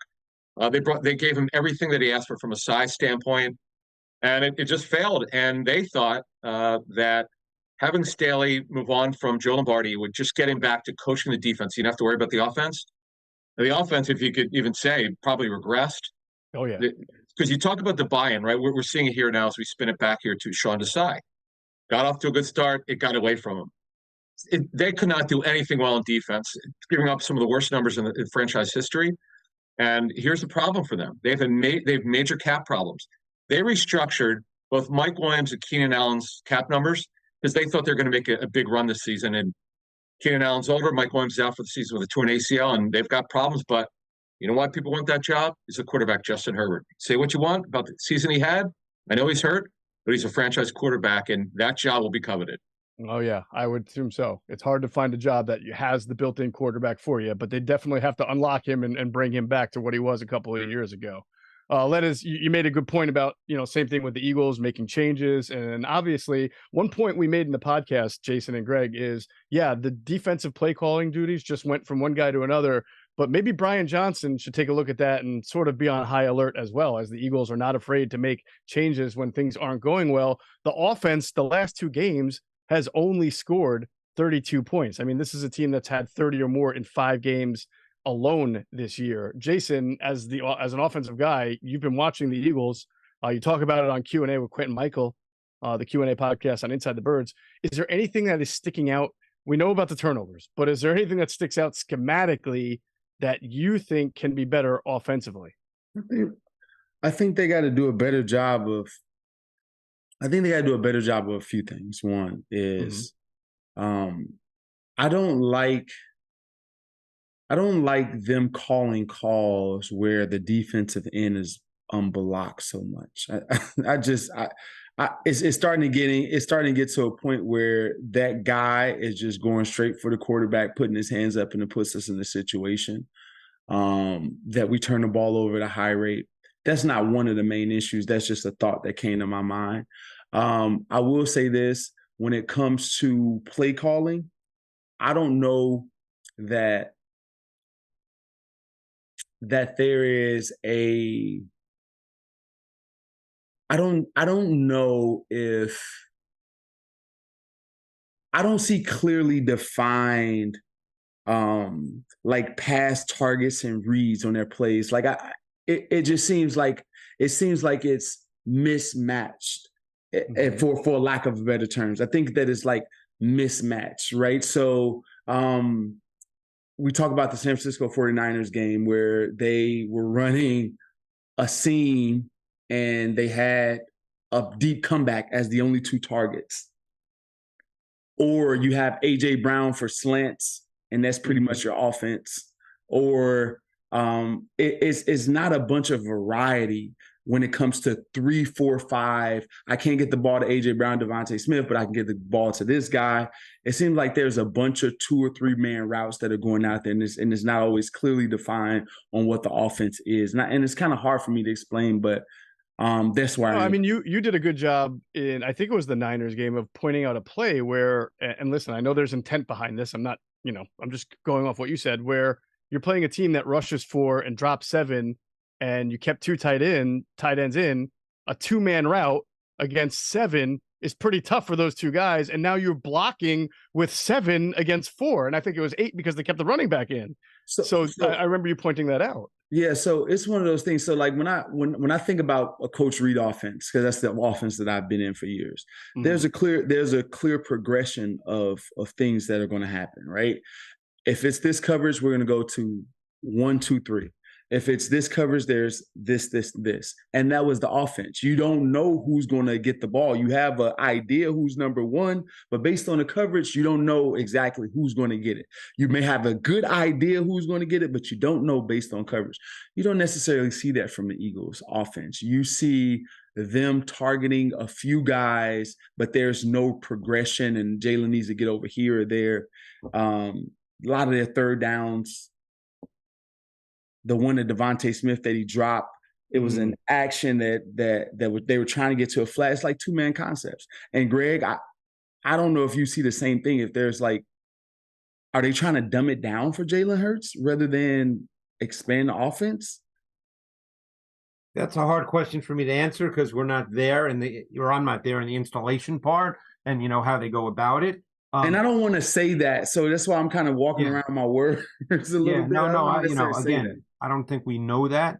The only thing I'd say is this: every year is different, Jay. You know that in the NFL, every year is different. Every coach has staples, things they want to get done, but every year is different, and you need to do different things. In other words, you can't say, well, this is what we did last year and it worked, okay? Because now, don't forget, teams spent all off season, particularly in the division, but throughout the league, because the Eagles, once the schedule came out, because the Eagles were in the Super Bowl a year ago.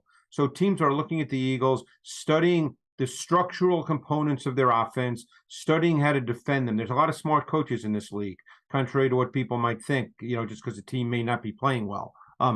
So teams have looked at the Eagles and studied it. So now you have to respond. You have to decide, okay, we did this last year, but you know what? It's not really working exactly the same way. Okay. So that segues to what you talked about with Clay, right? Clay Harbor on Inside the Tape this week, which is the Eagles run the least amount of motion. Yeah, and I know that Coach Sirianni addressed that this week and said that motion is one way to glean information from the defense. And he said, we have other ways we do that. All that's true. There's many ways to do a lot of things in the NFL, and there's not one way to win. But it's another way to do it, okay? And by the way, it's not just a way to glean information. Motion, one of the main things with motion, and don't take my word for it, I've had this conversation with many coaches.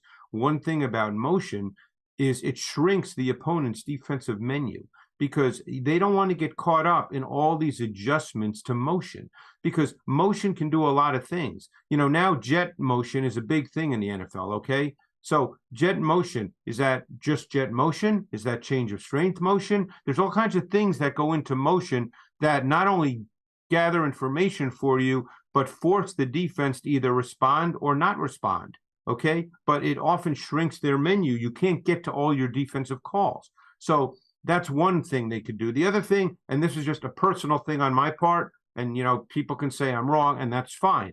And a lot of teams do this, not just the Eagles. 482 of Hurts' 500 dropbacks this season have come in the gun. I personally believe, and these are conversations I've had with coaches as well, I personally believe it's harder to marry your run game and your pass game out of the gun. I think I'd love to see a little more under center, tie the run game with the pass game. That's one point. Another point I'd make is last year, Hurts' run dimension was a major factor in the Eagles' offense. This year, it's not, because defenses have studied it. So it's not. So you need to find a way, and this plays off what Jay was speaking about. You need to find a way schematically to find other ways to get to what you want to get to, because the Hurts run dimension is not having the same impact on defenses that it had a year ago. It's a different year. Every year is different. Yeah, last year, Greg, I would say that the Eagles were more of a West Coast style offense that had a hint of, not a hint, but had I would say 25% of like RPO in college system in it, right? So the year before, it was the opposite, right? Because Jalen wasn't doing. This year, I don't see that. I don't see the West Coast offense. I don't see it as a team that is, they're dialing up some stuff. A lot of these concepts are foreign to me. Right. Because they're more college based. They're off a ride, read, let me hold a ball. It's an overcoming, or we're going to fake somebody on a fake screen outside, or we're going to hit somebody in a flat or down the field throw. The other thing, and that's fair, but the other thing I'd say is this. Every coach starts out as a young coach with inexperience, right? Every coach has to. You start somewhere. Yeah. This is Brian Johnson's first time coordinating an NFL offense. Now, he's been with the Eagles for a couple of years, obviously, but his background before that was college. He's trying to figure this out himself, too. Now, we can sit here and say, oh, he's doing a horrible job. We know fans are saying fire Brian Johnson. We get all that. That's just sports, okay? That's the noise of sports, and, but if you believe, and they know this, we don't, okay? If they believe in that building, that Brian Johnson, through whatever, hard work, his thought process, has great potential to be really good at this, then you know what? You have to let him work through it. You have to, because every coach starts young, okay? That's just the way it goes. Okay, Andy Reid never called plays when the Eagles hired him. You know, he's a first ballot Hall of Fame coach. And I'm not making an apples to apples comparison. I'm just trying to make the point that every coach starts somewhere. And it's not Einstein from day one. It can't be. So, you know, let him work through it. I think we all agree that Jalen Hurts has not played as well as an individual this year as he did a year ago. You know, last year they hit a lot of vertical throws outside the numbers. This year, when they've tried those, they haven't been as successful for any number of reasons, okay? You know, those throws, you can't count on those throws every week. Jay knows it. You can't count on 50-yard bombs every single week in the NFL. Not unless you're... No doubt. I just want to add one thing on the emotion. So when we talked to our friend John T. Filippo, the former quarterbacks coach for the Eagles, John said one of the big things he likes about motion is freeing up your receivers with space. Yes. He talked about that. He just unfortunately had a lot of smaller players with the Browns. Andrew Hawkins, you might remember him. He goes, in his career when he's had smaller players, that's when he thought motion, other than get the indicators, man zone, which everybody knows about, for getting access to freeing your receivers up. That's one thing. And he did bring up Devontae Smith, who I think would be a great motion receiver. Yeah, and he goes, John loved when he watches Eagles tape. That's one thing he loved to see. Why would Devontae Smith, Greg and Jason, flourish with more motion? You want me to go first, Jay, and you may have a different reason? No, you go ahead. Okay, Smith is a long strider, okay? If you can get Smith free access off the ball, and again, I'm not making a direct comparison here, so I don't want people to jump out of their seat. But I remember watching Randy Moss when he'd go in Zin motion, and then you get free access, and it seemed like he took 3 steps and he was 15 yards down the field. Smith has those long legs. He's a strider. Now, he's a great route runner too, and he can break. You know, he reminds me in some ways of Justin Jefferson in that he can break without slowing his stride or stopping his stride. And I think, Jay, you'd probably agree with this. And I think if you can get him free access off the ball, cleanly into his routes off movement, you'd have a guy that can really pressure defenses and challenge defenses vertically and therefore create more space. And that plays off, Adam, what you just said about Flip. Yeah, no, a really good discussion. One thing, Jason, I do want to go back to the last game. We don't talk enough about this because he was a former receiver, could relate to this. The Eagles had some bad drops. The one that A.J. Brown on the right sideline goes right through his hands. You know, he looks it down, it goes right through his hands. The obviously Devontae Smith play, the fumbles. When players have these type of plays, hey, what goes? Is it how's it practiced to correct it? Because we know that Sirianni had the practice where they went in pads. But as a player, how do you put it behind you? I think that you're kind of built for it, and like the reason I say that is because there's so many failures that this game brings you. It's not a game that's like basketball where it's the same thermometer temperature in the not thermometer but thermostat in the building, and it's 70-something degrees.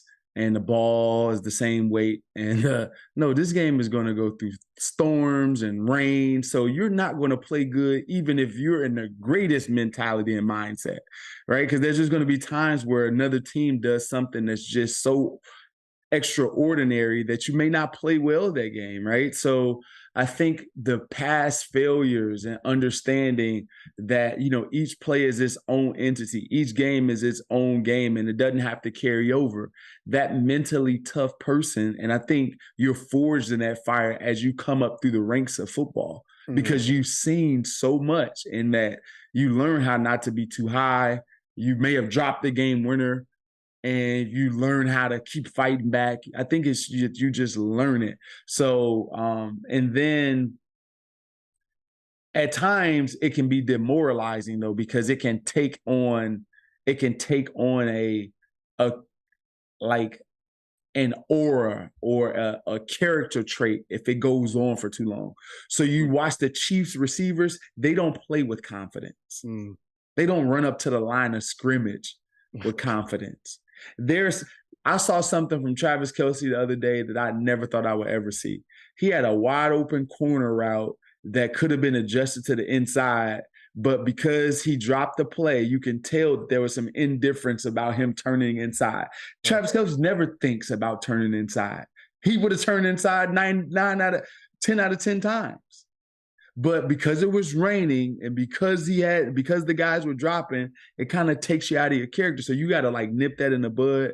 And when you have leadership, it can be avoided or overcome a lot quicker than that. So, but it can be demoralizing, especially when it's A.J. Brown, Devontae Smith, Jalen Hurts, your stars on the team, it happening to. And I mean, if we're going to just make one other point about motion. Motion is not just a factor in the pass game, by the way. Mm-hmm. Motion is a factor in the run game, too.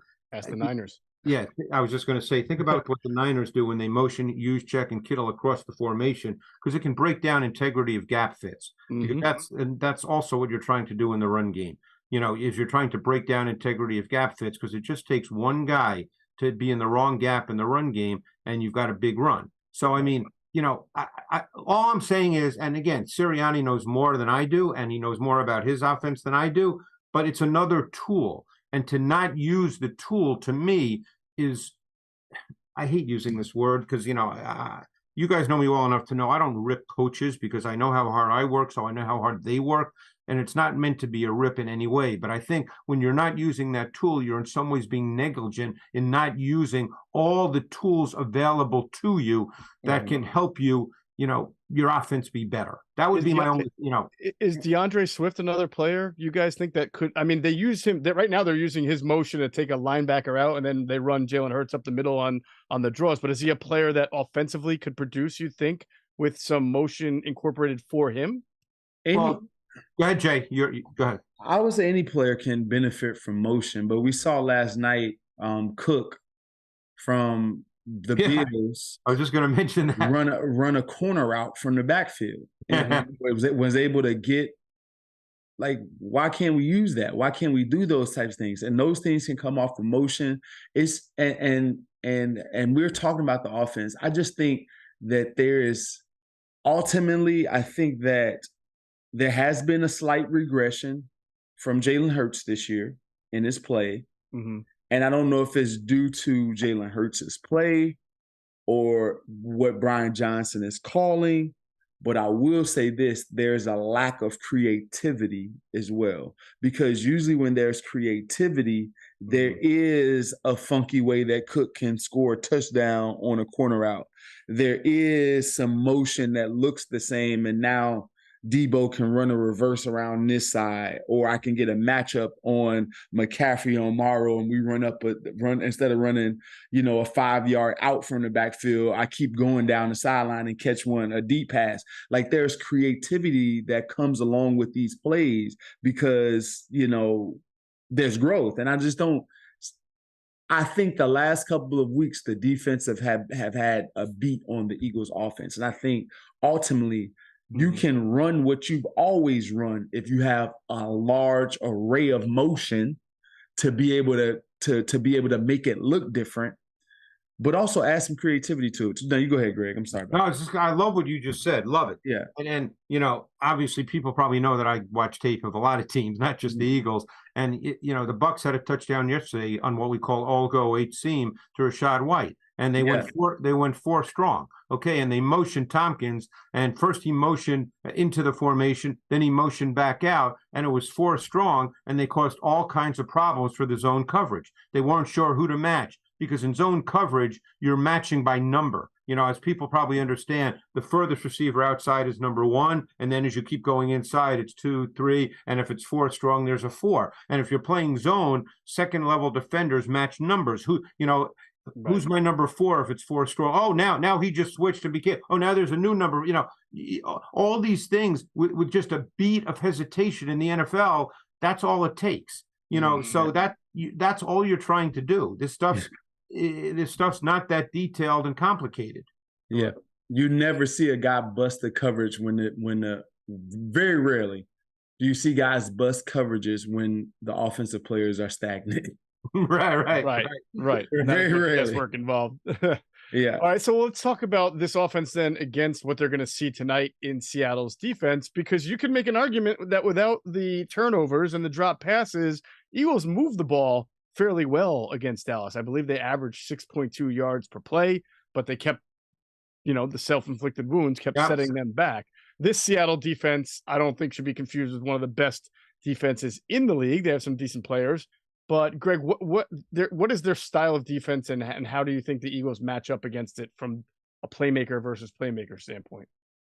Yeah, well, they're a team that plays their base. If they're going to play base, and we'll see how the Eagles play with their personnel. But if they're going to play base, they'll play predominantly a 5-2 front. And I guess some would call it a 3-4. To me, it's a 5-2. They were playing a ton of what we call big nickel. That could well change with Adams out tonight, because Adams is likely to be out. It doesn't sound good from the play. Yes. Yeah, so I don't know if they'll continue doing that or not. I don't know who the next man up is, who they would feel comfortable with if they wanted to play with 3 safeties. I think Witherspoon, if he can't go, is a huge loss. Because Witherspoon played outside in their base and then went inside in their sub. He became the slot corner, and he's had a really good rookie season. They got Leonard Williams about a month ago, and he's actually played pretty well inside for them. I would say their best edge pass rusher is Mafe, who was really, really good, but the last 3-4 weeks, he's kind of slowed down a little bit. He had a stretch of about 4 or 5 games prior to that where really he looked like he could become a dominant edge pass rusher. He has the traits to be that guy, but he's kind of, as I said, slowed down a little bit. Diggs is normally their post safety. He's pretty good at it. He's done that for a lot of years in the league. But I think that they're a solid defense, not a great defense. They've moved Draymond Jones, who they signed to a big contract this offseason, to play inside. In the last month, he's essentially played defensive end because he's a good pass rusher, and they're looking for pass rush. You mentioned Witherspoon, right? Now, how have the Eagles used? How have the Seahawks used him? Well, like I said, in base he plays outside, right? And in their sub he goes inside and plays the slot. Trey Brown, number 22, who missed last week, but I think he's back this week, Adam. Is he not, as far as you know? Could be, right. By the way, quickly, Eagles inactives. By the way, Hurts will start. Tanner McKee's the inactive third quarterback, so it's a big reason why he'll start. Darius Slay's out, as we know. Rashad Penny inactive again. Jurgens, Cunningham, and Albert O inactive for the Eagles. No, Rashad Penny will not have a chance to play again. Rashad Penny doesn't get to run against his former team. Sean Desai doesn't get to coach against his former team. What is going on here? You have the Seattle info yet? Not. Yeah, I'm looking. Not out yet. Yeah, sounds like all those questionable guys from Seattle are all of a sudden going to wind up being out tonight. It appears. So, Jason, let me ask you this: as a slot receiver, an extraordinaire as you were, Witherspoon moving inside to play against slot receivers when you're facing the Eagles, who don't really get a whole lot of production out of the slot receiver intentionally, is that advantage Eagles if they do that? They move this guy inside? No, I don't think it's advantage Eagles. Witherspoon is a physical player. Yep. But they don't throw to their slot receiver much. But he's in the game. Okay. Well, he's going to be in the game in base, though, on the outside if they're in base. No. What I'm saying is that no matter if the Eagles go 11 personnel, Witherspoon being inside for blitzing purposes and for reroutes and being able to be closer to the line of scrimmage. Just look what McDuffie was able to do against us versus the Chiefs from the slot position. You don't think the Seahawks saw that tape? No, I'm right. Sure so, and he's one of the better pass rushing nickels in this game, and so I think he can affect the ball game from the nickel more than he can affect the ball game outside. Right.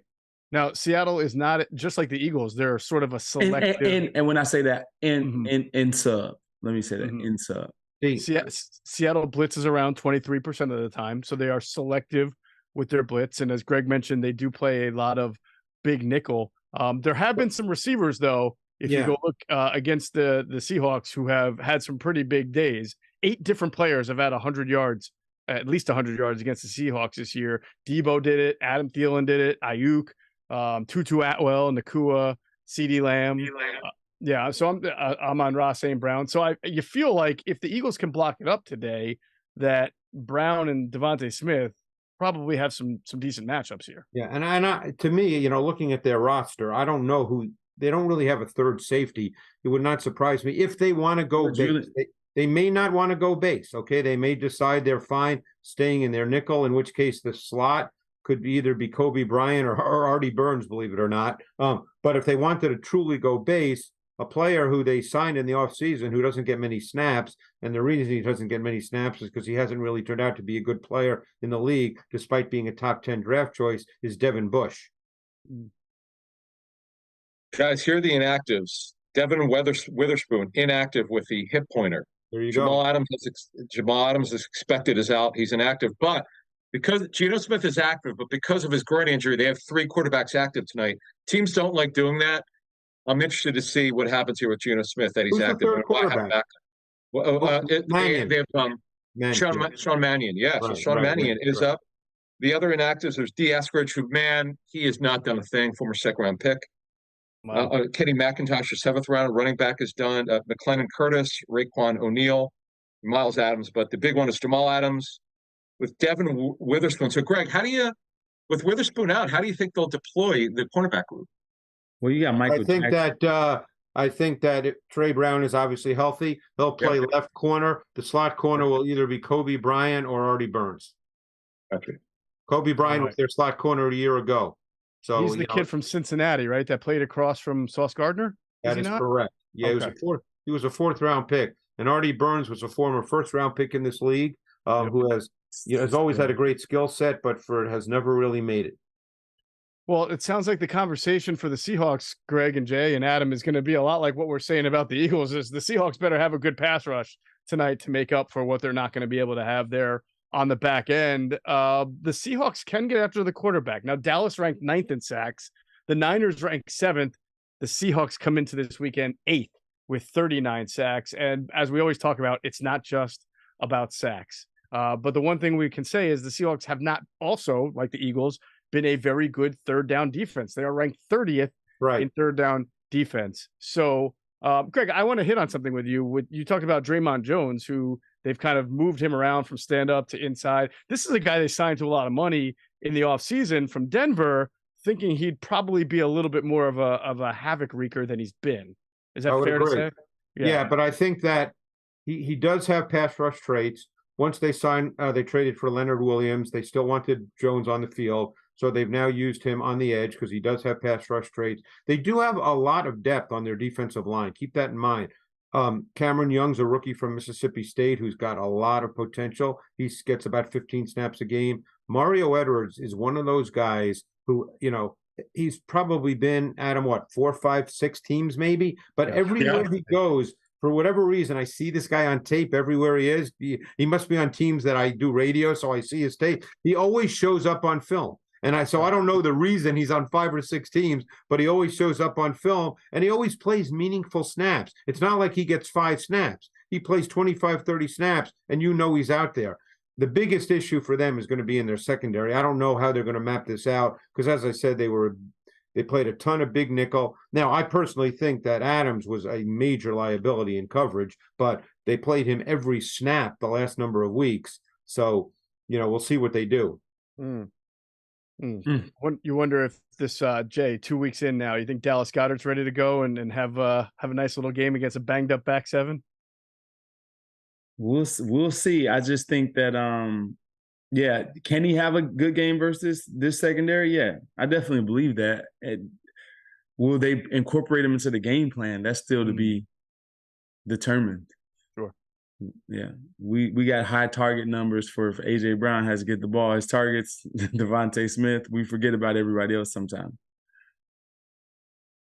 Yeah, A.J., can I ask a question here, Jeff? Yeah. I'm always fascinated. You see with a lot of good teams. I mean, let's look at the Niners, for instance, okay? But you see with a lot of good passing teams. And the Niners are not a team that drops back 45 times a game. But Jay, every week you normally see that the volume target share is relatively the same for all the receivers. You know what I'm saying? Whereas with the Eagles, it's not.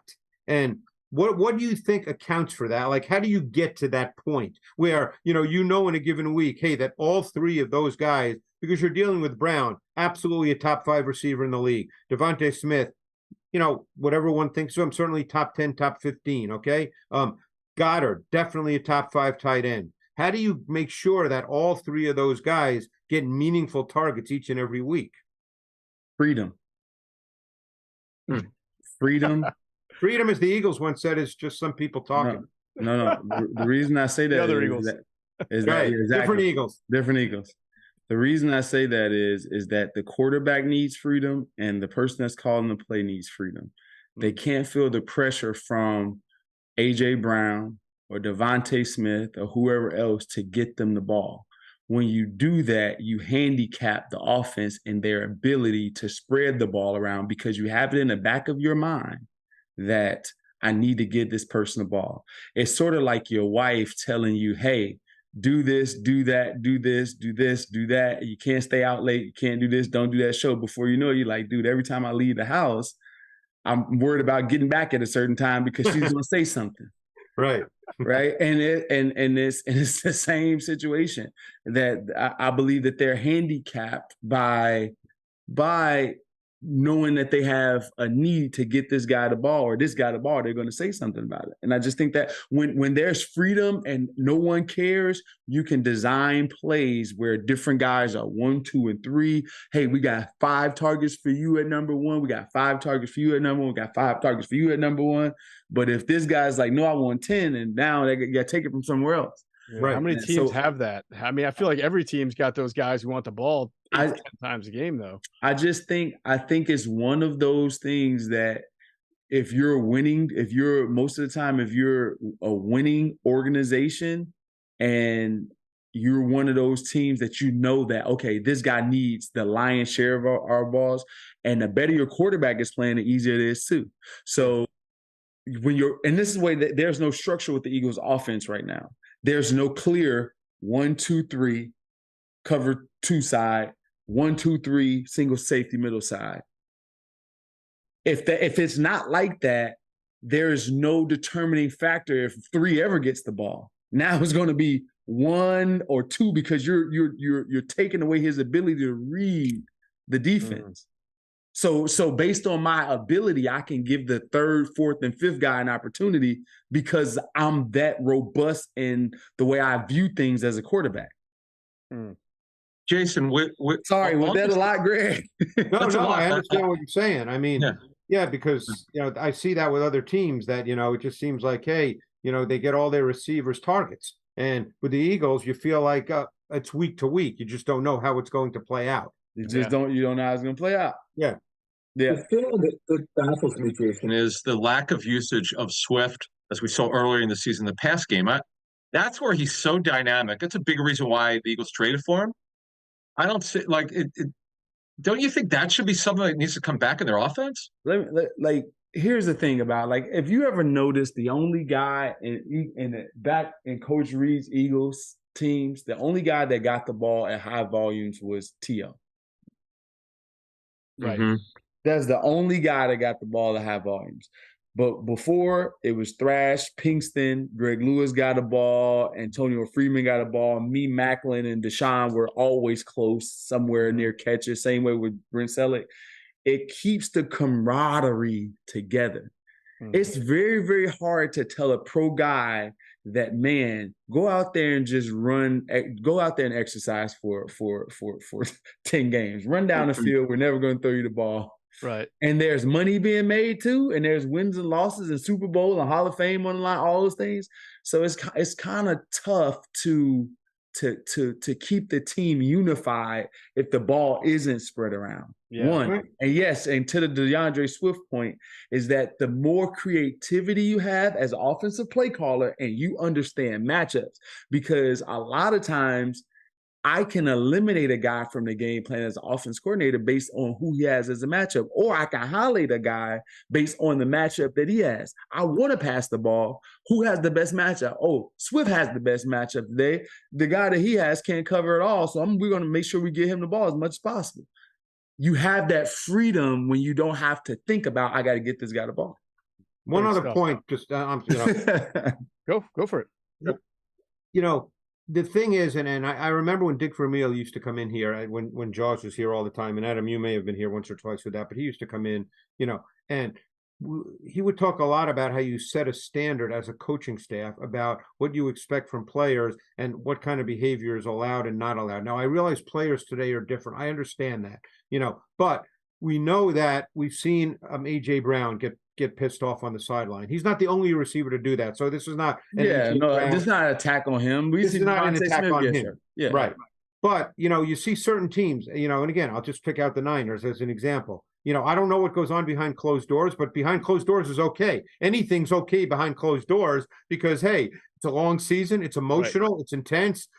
Everybody's not going to agree every day. But if it's behind closed doors, that's fine. But you don't see Deebo Samuel or Brandon Ayuk, throwing fits on the sideline. Now, my point is that something that's set by the staff, by the team, by the organization that, hey, we don't do that here, or is that, or can they not set that, Jay? Is that a player thing and he's going to do it no matter what? There's this, if you're going to have, you're always going to have line crossers. Right.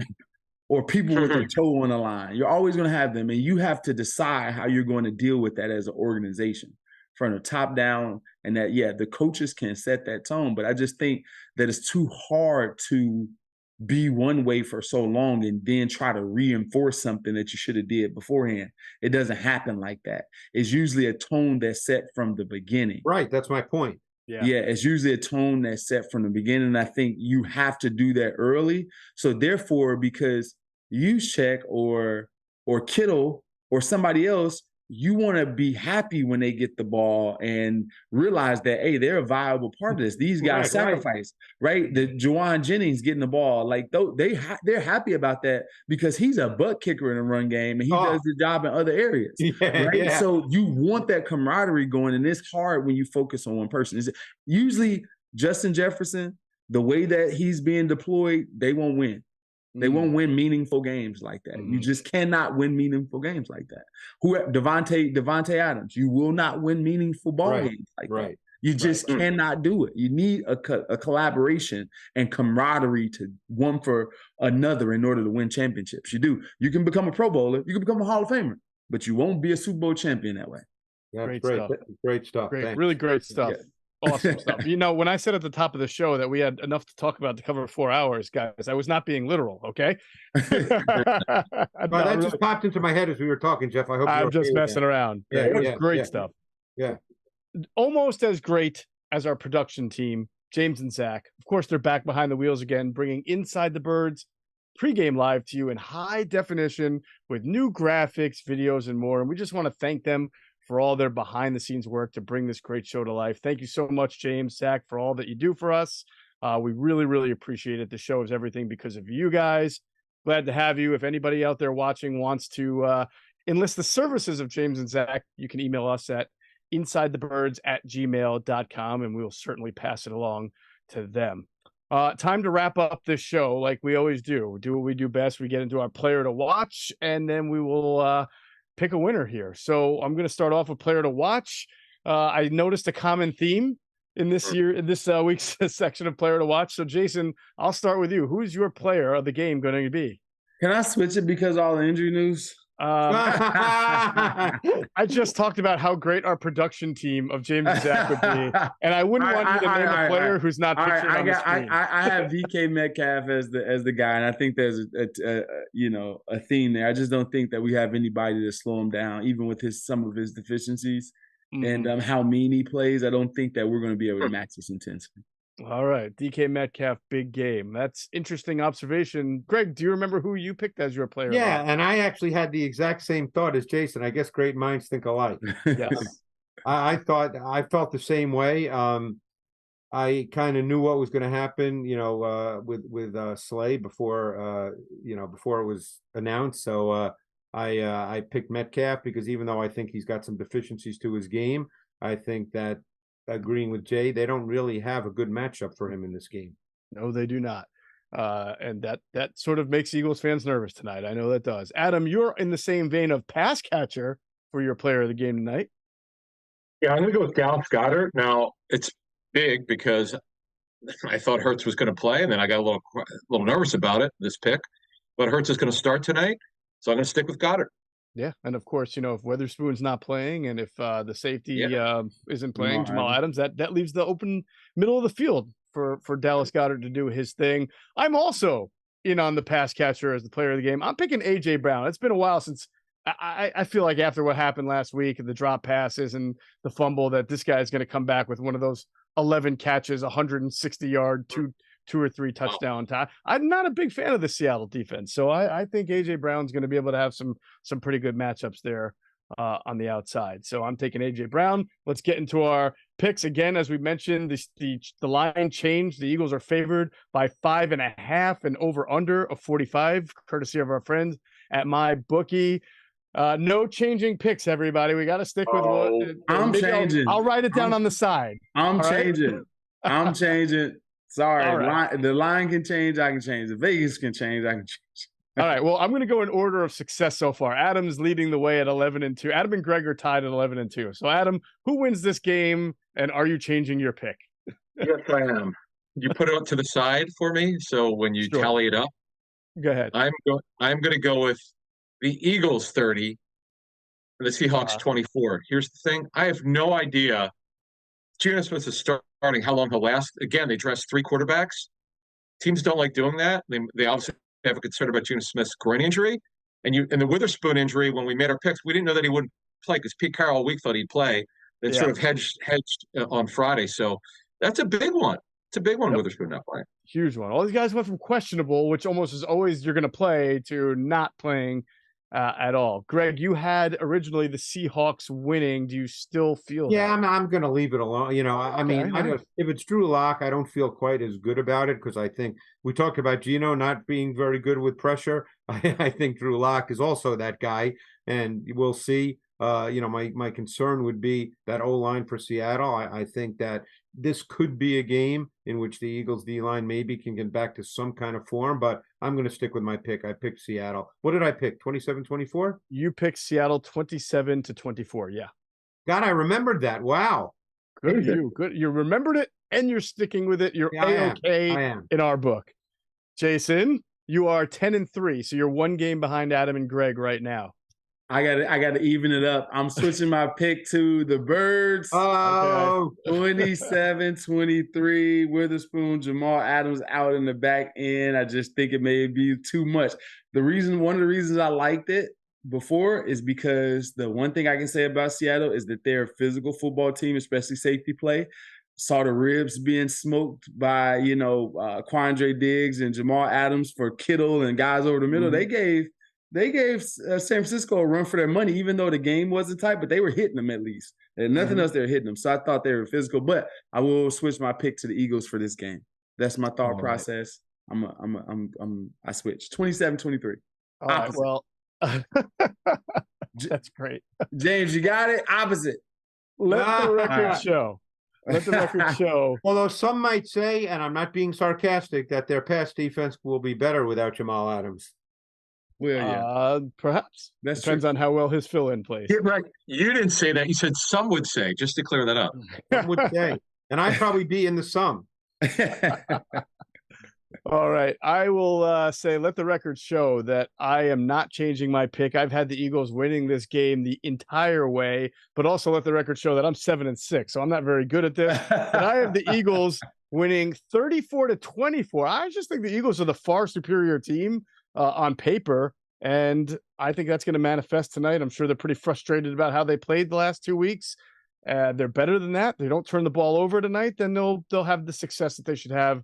10-point win, Eagles 34, Seahawks 24. And of course, that segment was brought to you by Garage Beer, light beer like it used to be. It's beer tasting beer. Imagine that. Go get yours at drinkgaragebeer.com. Big thanks to our friends at Garage Beer, My Bookie, HelloFresh, Game Time, of course, our production team of James and Zach. Thank you for joining us, sticking with us throughout this 2-hour show, and make sure you check out our coverage of today's game immediately after on Inside the Birds post-game live with myself, Adam Caplan, and former Eagles tight end Clay Harbor. Read Andrew DeCecco's work on insidethebirds.com and all his post-game observations. Catch everything on insidethebirds.com. For Jason Avant, Greg Cosell, and Adam Caplan, I'm Geoff Mosher. Thanks for watching another Inside the Birds pregame live. Enjoy the game, everybody.